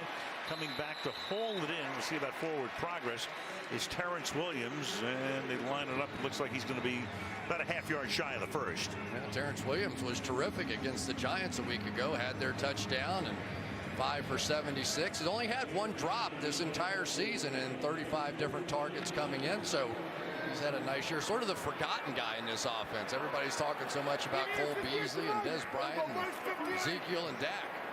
And Jason Witten. So tonight he's caught 3. Quick toss to the outside, and that's Bryant. Gets a block from Williams, and he's able to pick up a first down, but is frustrated he didn't gain any more. Brent Grimes makes the tackle, ticking down to 2 minutes to go in the quarter. First down, Dallas. Well, the pace of this game has just quickened, hasn't it? At the end of the first half, you saw Tampa Bay get into their hurry-up offense, and Dallas now is starting to pick up the pace with his passing game as well. This one might end up going back and forth for a while. 3-point game.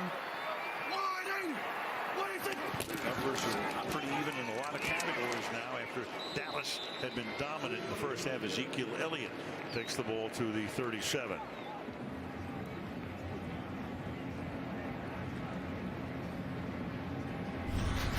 One of the guys that you've got to take care of. Let me see, where am I? Right over here. You're going to end up with Gerald McCoy trying to get penetration. And if you get it between those big horses, you know you've gotten something done. That Gerald McCoy, along with Aaron Donald, 2 of the best defensive tackles in all of football. McCoy has been to the last 4 Pro Bowls. Darren McFadden now in the game. They flank him. And Prescott is slinging to the outside. Finds Beasley, who does a toe dance down the sideline to pick up some extra yardage. And it's a first down with 1:01 to go in the third quarter. That's a gain of 17 yards. Yeah, watch this matchup right here. This is Gerald McCoy against Ronald Leary. I told you Leary's been having a nice year. And I think McCoy is a little tired. This pace has slowed him down. Really not much of a movement there against Leary, who stands his ground. Only 4 incomplete passes tonight off the hand of Prescott. Half minute left in this quarter. They give it to Whitehead, and Whitehead gets slung down What a play by Robert Ayers. Came over from the Giants. Had a nice year, and he smelled that one out from the beginning. Robert Ayers is a tremendous player. They don't even block him here. They're just going to hustle out, and he's going to shoot the gap. And why would they draw a play like that? Because defensive ends can't make that play. Whitehead usually runs right by the unblocked guy, and then you've got two blockers out in front. But Ayers was too quick and too smart. And that is the end of a very rapid third quarter. Tampa Bay 20, Dallas 17. Sunday Night Football back after this. And tonight's aerial coverage, as you look at downtown Dallas, is being brought to you by Geico. Al Michaels, Chris Collinsworth, and Michelle DeFoya with producer Fred Godelli, director Drew Esikoff, our whole gang. Sunday Night Football Week 15. Back to Arlington. We come second down and 17 now for the Dallas Cowboys as Prescott is forced out of the pocket. And turns around the corner and gains a few yards there, chased out by Robert Ayers. So it was second and 17. He got 5. It'll be third down and 12. Yeah, staying with that 4-man rush. So that means they have 7 back in coverage. And there's the coverage down the field by the rookie, Vernon Hargreaves. There's on Beasley underneath by another rookie, Javian Elliott. And then inside on Elliott, or on Jason Witten. Third and 12. Clearly in field goal range, which would tie the game. But Cowboys have other ideas. Really have single coverage on Des Bryant. No safety help that way, and it looks like pressure. Play clock at 2. Prescott throws, and Witten's going to make the catch, and he cannot advance it any farther there as Quan Alexander holds him up, and that's going to set up about a 40-yard field goal attempt to tie the game. Nicely done by Mike Smith. It looks like all pressure coming here, but then they end up dropping out of it. So some of the things that they might have had down the field had to simply dump it off. That was a nice call. So Bailey now, who has missed from long distance twice and made a 27-yarder, sets up from 40 yards out. And that one is straight and true. 13:31 to go in regulation, 2020.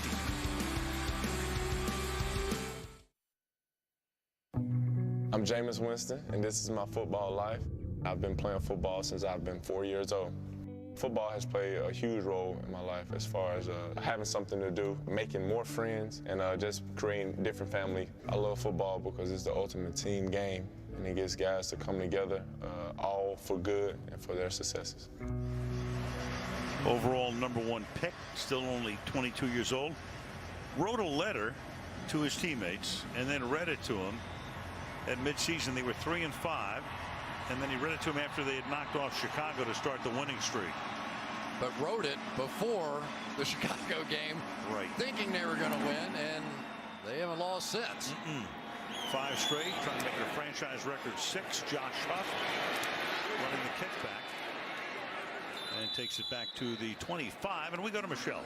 Well, Al, Jameis Winston was in middle school when he started this QB notebook, filling its pages with everything from a list of quarterback characteristics like leadership, desire, and mental toughness, to the reminder a part of being QB is know the situation of the game and formations and routes that work best against a cover 2 defense.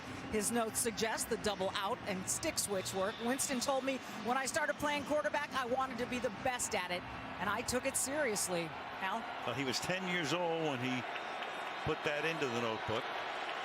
Man. And right now, a guy who started every game in his rookie season, of course, every game this year, had a great third quarter, and this time he gets sacked at the 18-yard line. David Irving.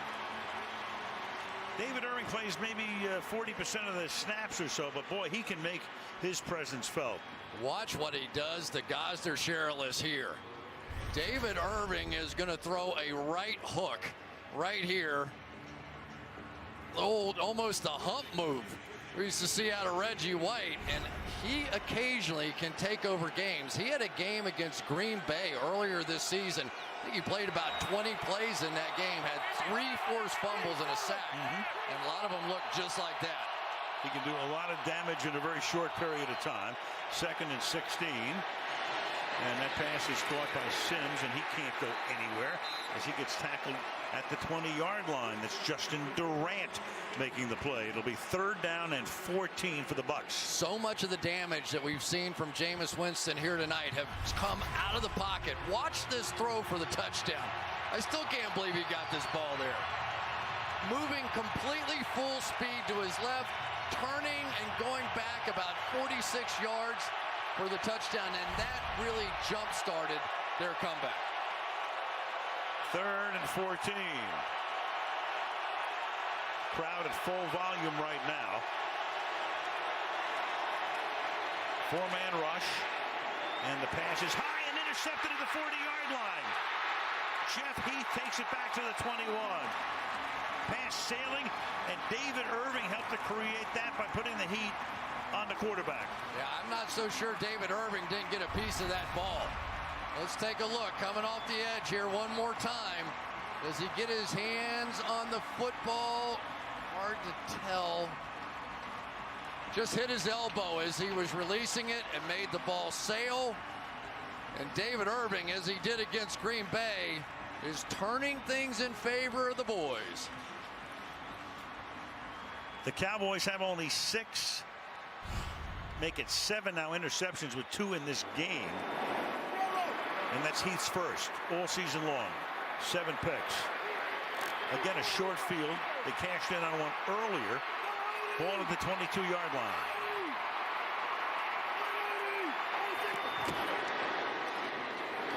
Elliott. 2-yard pickup. It's amazing the Buccaneers are even in this game. The turnover margin is now 3-0 in favor of the Dallas Cowboys. And really, this has been a Tampa Bay team that has just thrived on the turnovers. In their first 8 games, they were a -3, but during this winning streak, a +9. And tonight, the ratio is going the other way. 2nd and 8. They bring Lance Dunbar into the game in the backfield. Now split him out. You get 5 receivers. Prescott fires, caught inside the 10-yard line. To the end zone goes Lance Dunbar. Flag down. However, at the 27-yard line, it's coming back. Offense number 77. 10-yard penalty. 2nd down. Tyron Smith, the left tackle.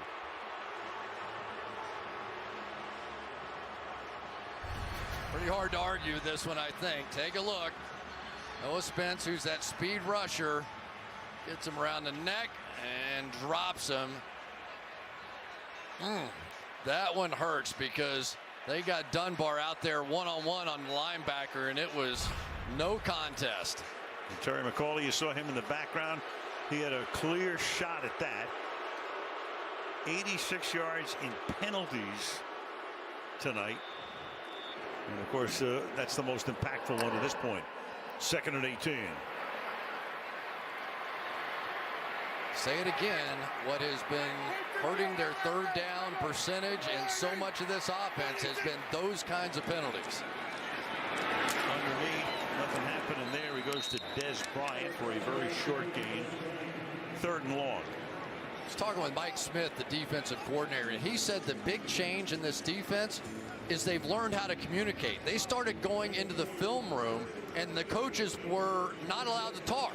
They would force these guys who are kind of quiet sometimes to communicate like they would in a game, and from that moment on, they won 5 in a row. And he thinned out the book as well. 3rd down and 14.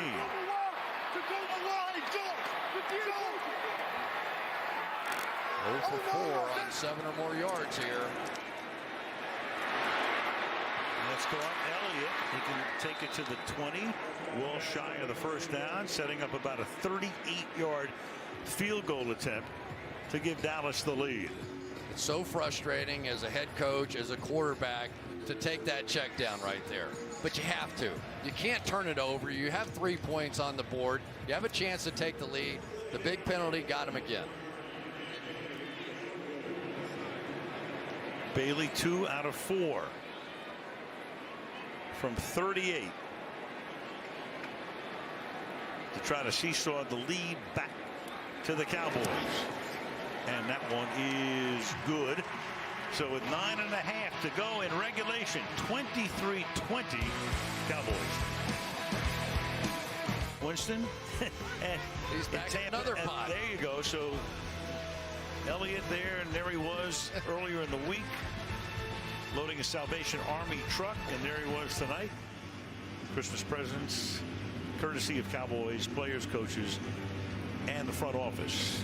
I tell you, with these two rookies, it's hard to take anything too seriously with the Cowboys in that locker room. Yard in. And Josh Huff gets corralled and swarmed at the 14. So the playoff picture right now. Dallas has clinched the playoff spot, but not the division title yet.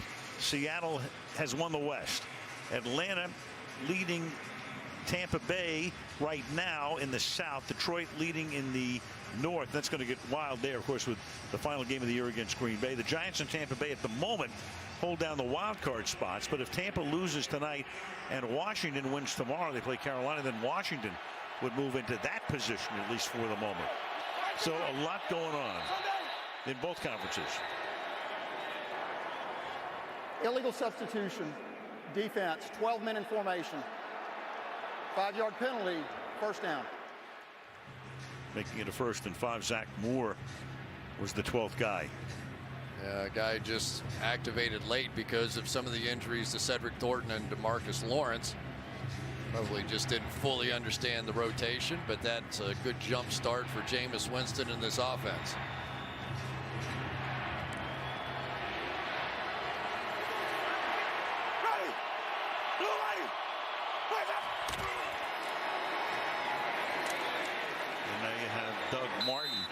Picking up 3 out to the 23, tackled there by Sean Lee. Martin tonight averaging less than 3 yards per carry. It's been the story for him this season. 15 attempts, 43 yards. Yeah, and really one of the differences in the game, because Elliott has about the same number of carries and 83 yards.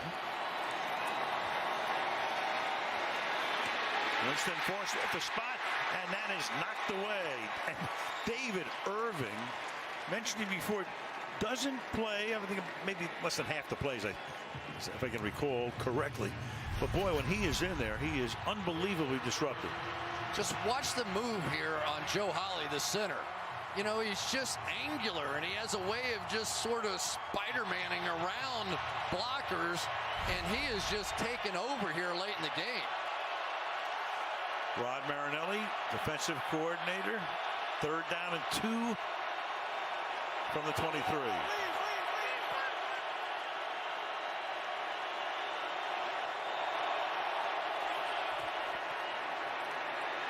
And that pass may have been deflected as well, and was. Justin Durant came in. Bucks looking for a flag, don't get one. So big defensive series as Durant got a hand on it. So Irving put the pressure on 2nd down. Durant deflects it on 3rd down, and the Bucks have to punt. A little trick defense that time. They bring Durant thinking that little hot throw would be there. Sean Lee hustled underneath, and Durant got his hand on the ball. So they started off 1st and 5 after that penalty and cannot pick up the 5 yards. Brian Anger, this will be his 2nd punt of the game. His first was 38 yards. Flag is down. Whitehead takes it at the 33 and loses yardage on it. Get the call here from Terry McCauley. A little jostling going on. Football is family.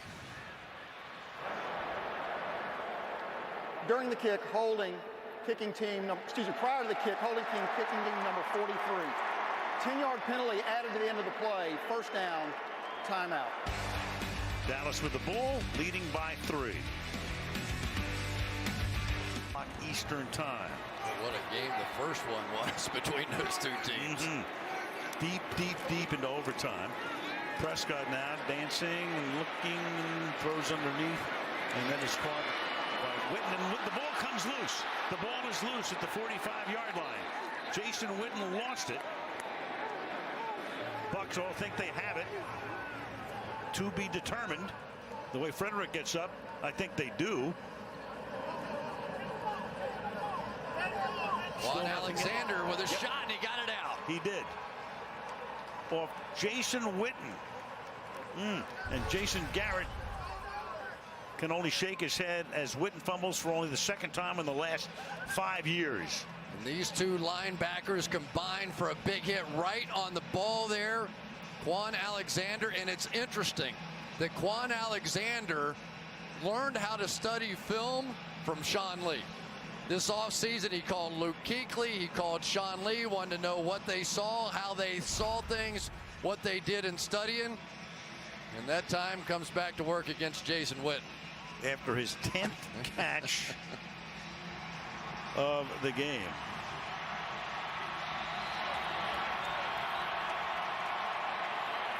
Now at the 45-yard line with 8.5.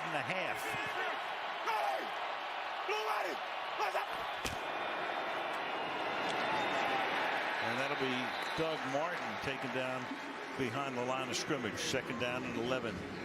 And he hurt himself. That's Benson Mayowa having a really nice night, but has to come out at least for a play. Sure is. He's going right through as Doug Martin comes in, and he just simply ran over offensive lineman out there for the Buccaneers. 8 minutes to go in regulation. 2nd and 11. Lee shows blitz. He's coming. Dump it off to Sims. And he will get taken down at about the 40-yard line by Byron Jones. So upcoming a big 3rd and 5. Big disappointment on that play. They had him. They had the pressure off that side. They had Sean Lee on a blitz. They had blockers in front, and all the blockers missed. Pressure, pressure, dump it out. Blockers for everybody, and they missed all their blocks.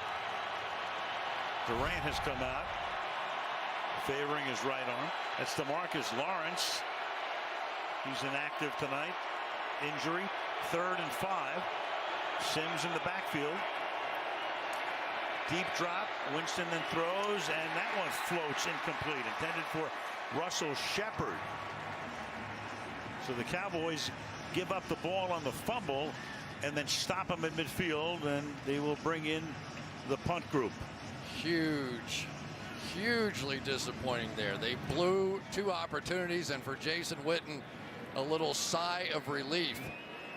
I tell you, Rod Marinelli's defense will not quit. I don't care if they've been on the field for 400 straight plays. They fight them all. Anger.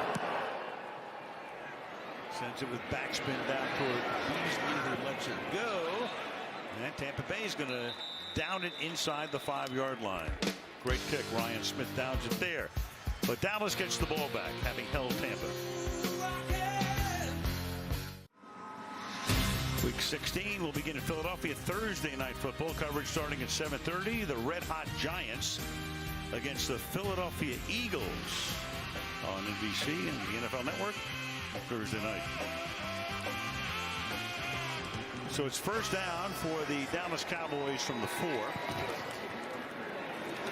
And this is Elliott. So, Chris, the night begins with one of those, phony quarterback controversies in the minds of some. Not really, but, some people were talking about Tony Romo. There is a huge quarterback controversy, though, in Texas. Yeah. But it's in Houston, right? Oh, man, that's right. A little benching. I mean, today the Texans were trailing, I think, by 13 against Jacksonville. And Brock Osweiler, the $72 million man, comes out, and Tom Savage led the replaces him. comeback. And meanwhile, we've got an injured Tampa Bay Buck.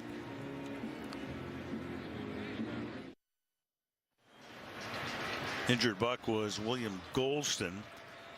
It's an arm injury or elbow injury, and they take him right back to the locker room. Under his own power, Ryan Russell, second-year guy out of Purdue, comes in. Meanwhile, McFadden now in the game. Split 4 receivers. Keep Witten in on the left side at tight end. And Prescott in the end zone fires caught 20-yard line, and that's Des Bryant to get him out of the hole up to the 24. First down, tackled by Bradley McDougal. 19 yards. Going to end up working in right in behind here, and I think that's Darryl Smith, the linebacker. You knew it was going to be a zone defense, and because of the way they're taking the running backs and flanking them out, if it's not a linebacker going with the running back, they know it's a zone, comes right back to the zone beater there. Prescott is 31 of 35.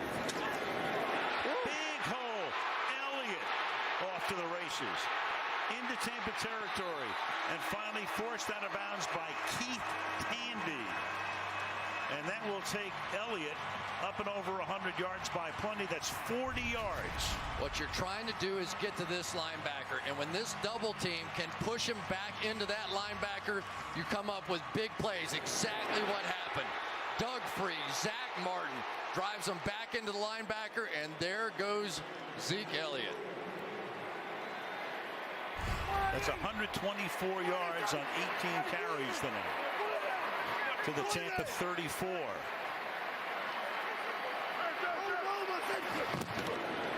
Use a little bit of clock here. And Elliott, look at Elliott taking the Bucs with him for what might be a first down, if not inches shy. First down. I know everybody has their own opinion, and Big Emmett probably does as well, but he has to be flashing back here a little bit. And the conversation's going to be about Rookie of the Year. Dak Prescott's been terrific. For my money, it's clearly Ezekiel Elliott. I think he has been unbelievable. My only question, does he manage to fight his way into the MVP conversation as well? Well, there's no question he's there. Look at that look on Emmett's face. A little bit of flashback there. Darren McFadden is in the game. And they give it to McFadden. I tell you what, that's a pretty good backup running back. When your backup running back is a 1,000-yard guy from the year before, and your backup quarterback is Tony Romo, you got a little bit of depth. Yeah, and they've had a lot of 1,000-yard rushers around here lately as well with this offensive line. So when this group gets it going, when this offensive line late in the game gets that kind of push going against a defensive line that now is missing one of the key components. Remember, Golston was one of the guys they felt like could stop the run. He's out of the game, and they're attacking hard now. Second down and 10. Prescott. Target. Beasley makes the catch. Gain of about 8. 32 of 36 now. And Elliott does a nice job blocking on that play. I think Dak Prescott's going to go into the press conference after this game and say, any questions? Oh, you think Jason will get a question about, you think about bringing Romo in? Never know. You're right. Some goofball will ask it. Not tonight. Third down and 2 at the 16.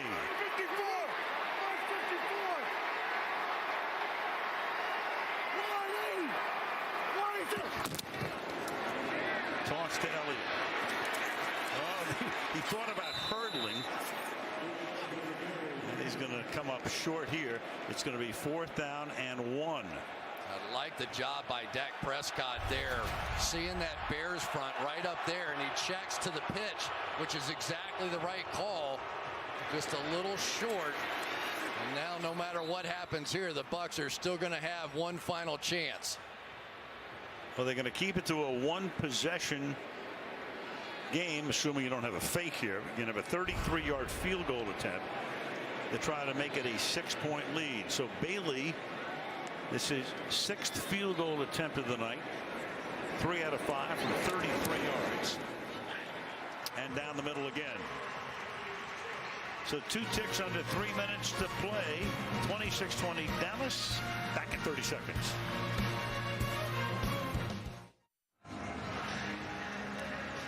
.258 remaining in the fourth. Tampa Bay looking to have all of its timeouts. You can order holiday gifts from NFLshop.com. Get a free shipping offer from the official store of the NFL, and there's your website right there.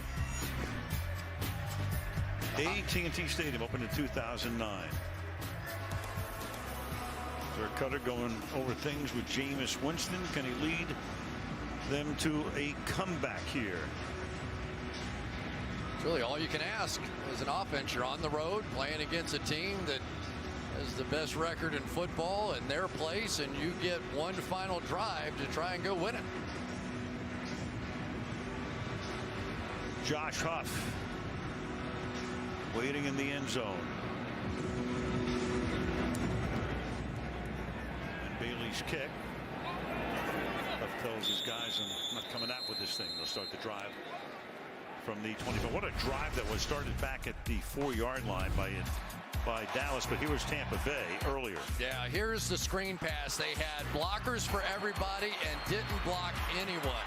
Ended up having to punt on that series, and it led to that drive to give them a 6-point lead. Any kind of block by either one of those guys on that play, they at least get a field goal, would have tied it up. Instead, down by 6.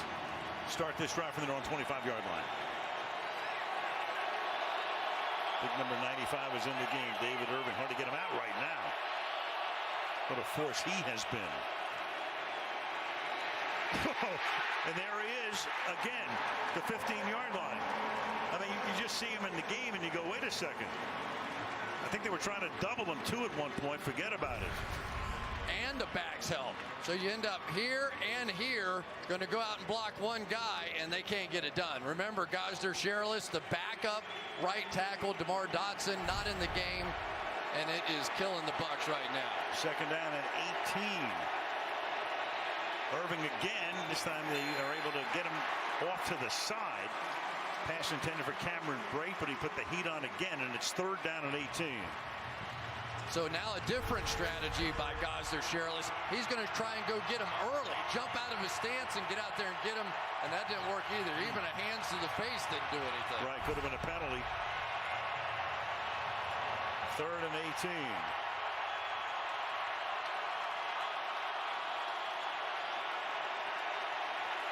They bring Leonard Wester in now in place of Sherrillis to see if he can block Irving. They take him out of the play, and then Winston goes deep downfield, too deep. Intended for Mike Evans. Had him. They had him. Little out and up, and they had him. He was open. He's going to go out to the out cut, right up the field.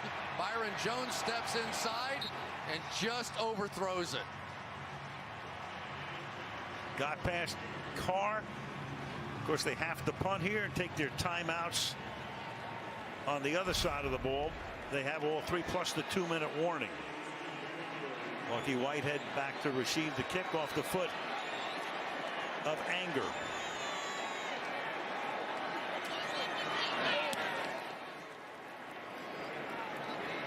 Fair catch called for and made by Lucky Whitehead at the 30. So the quarterback comparison tonight. Winston had a big third quarter. Nothing doing in the first half, and spotty here in the fourth quarter. And of course, Prescott, he's throwing a lot of short stuff, but what can you say? 32 out of 36 for 280. Buccaneers only got 1 turnover on the night and could not take advantage of it. That was the one that came off the missed blocks on the screen pass. So now they're going to have to make a big defensive stand. Pretty much 1 first down now if they burn all the timeouts. It's all Dallas will need. Prescott has also rushed for a touchdown. They bring a fullback into the game. Keith Smith, he leads the way for Elliott, and Elliott's going to take us to the 2-minute warning with a first down to the 45-yard line. Keep feeding me, he says, and they fed him tonight for 22 carries and 152 yards. 2-minute warning. Cowboys up by 6.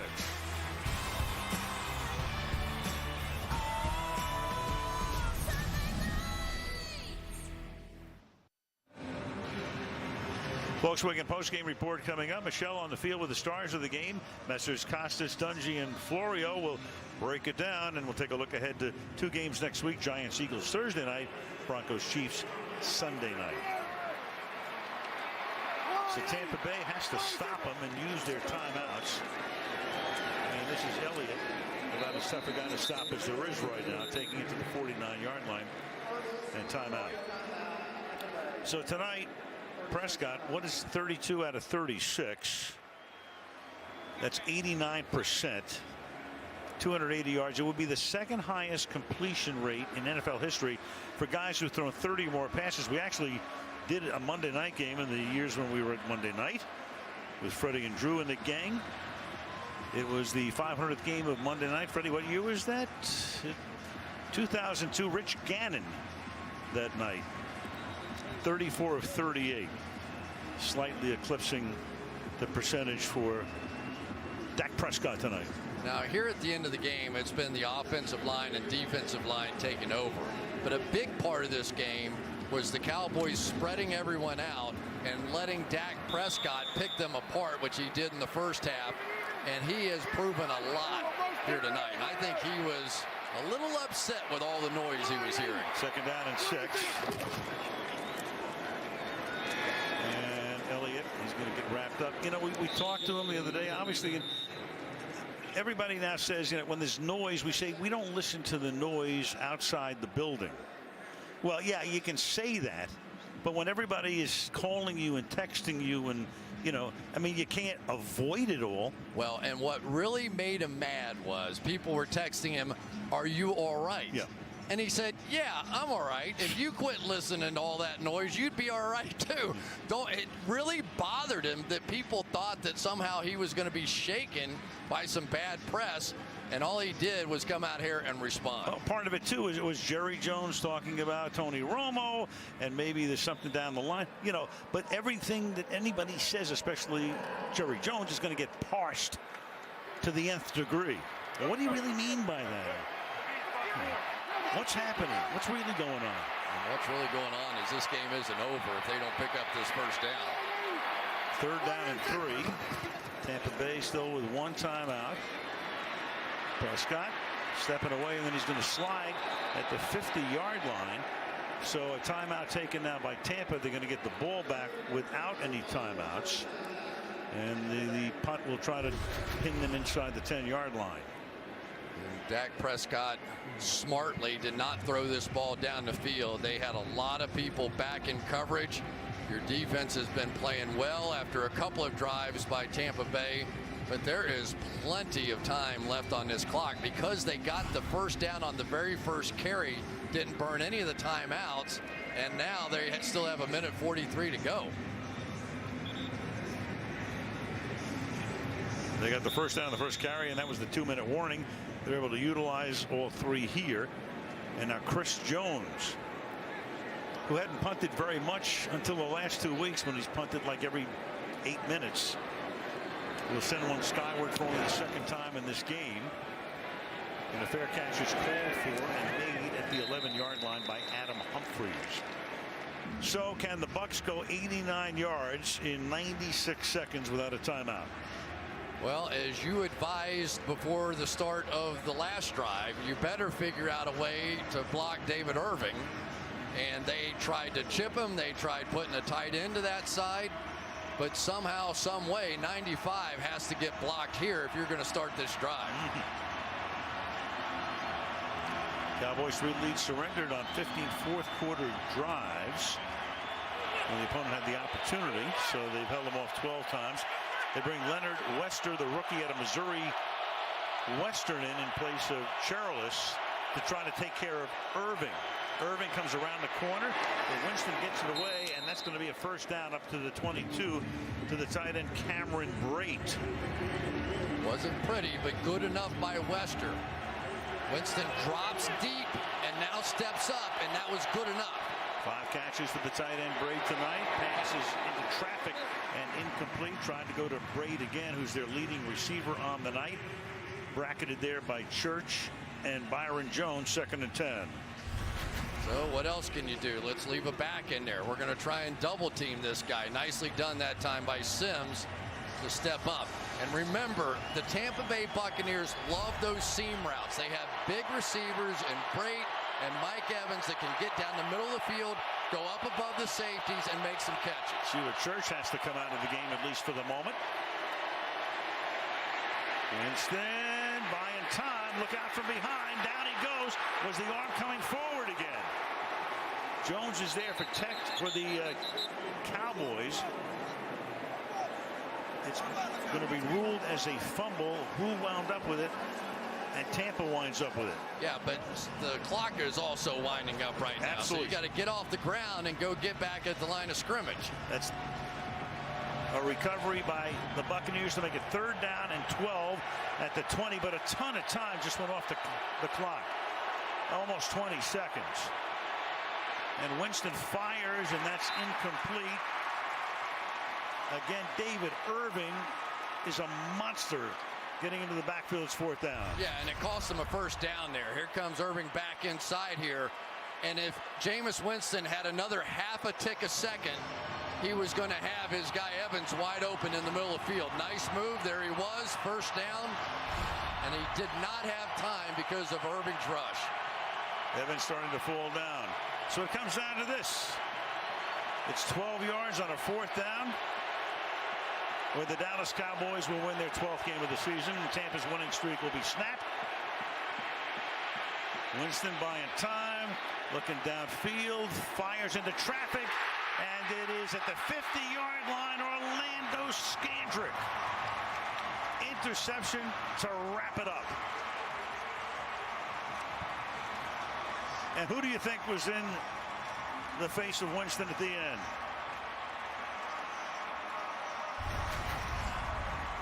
Well, there's our guy right over there. Pressure one more time by David Irving, and then Jameis Winston really underthrew this ball. And I don't know exactly what Dirk Cutter was upset about, but when they came up to the line of scrimmage, he was like throwing his guard down and upset. Somebody messed up the formation, or exactly whatever it was they were supposed to do. Oh my, and they can't call timeout, obviously. And one kneel down will take Dallas to 12-2, but they still haven't clinched the NFC East. They have a 2-game lead on the Giants. Dallas has Detroit coming in next week. Dallas only has to win 1 game, but if they lose 2 and the Giants win 2, the Giants have the tiebreak. But the Dallas Cowboys come up with a 26-20 win at AT&T Stadium.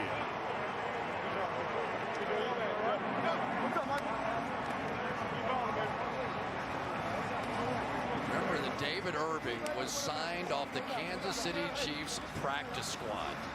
Here's a guy that was available to the entire league, and he simply took over the 4th quarter of this game. The Volkswagen postgame report coming up next as the Cowboys win it 26-20.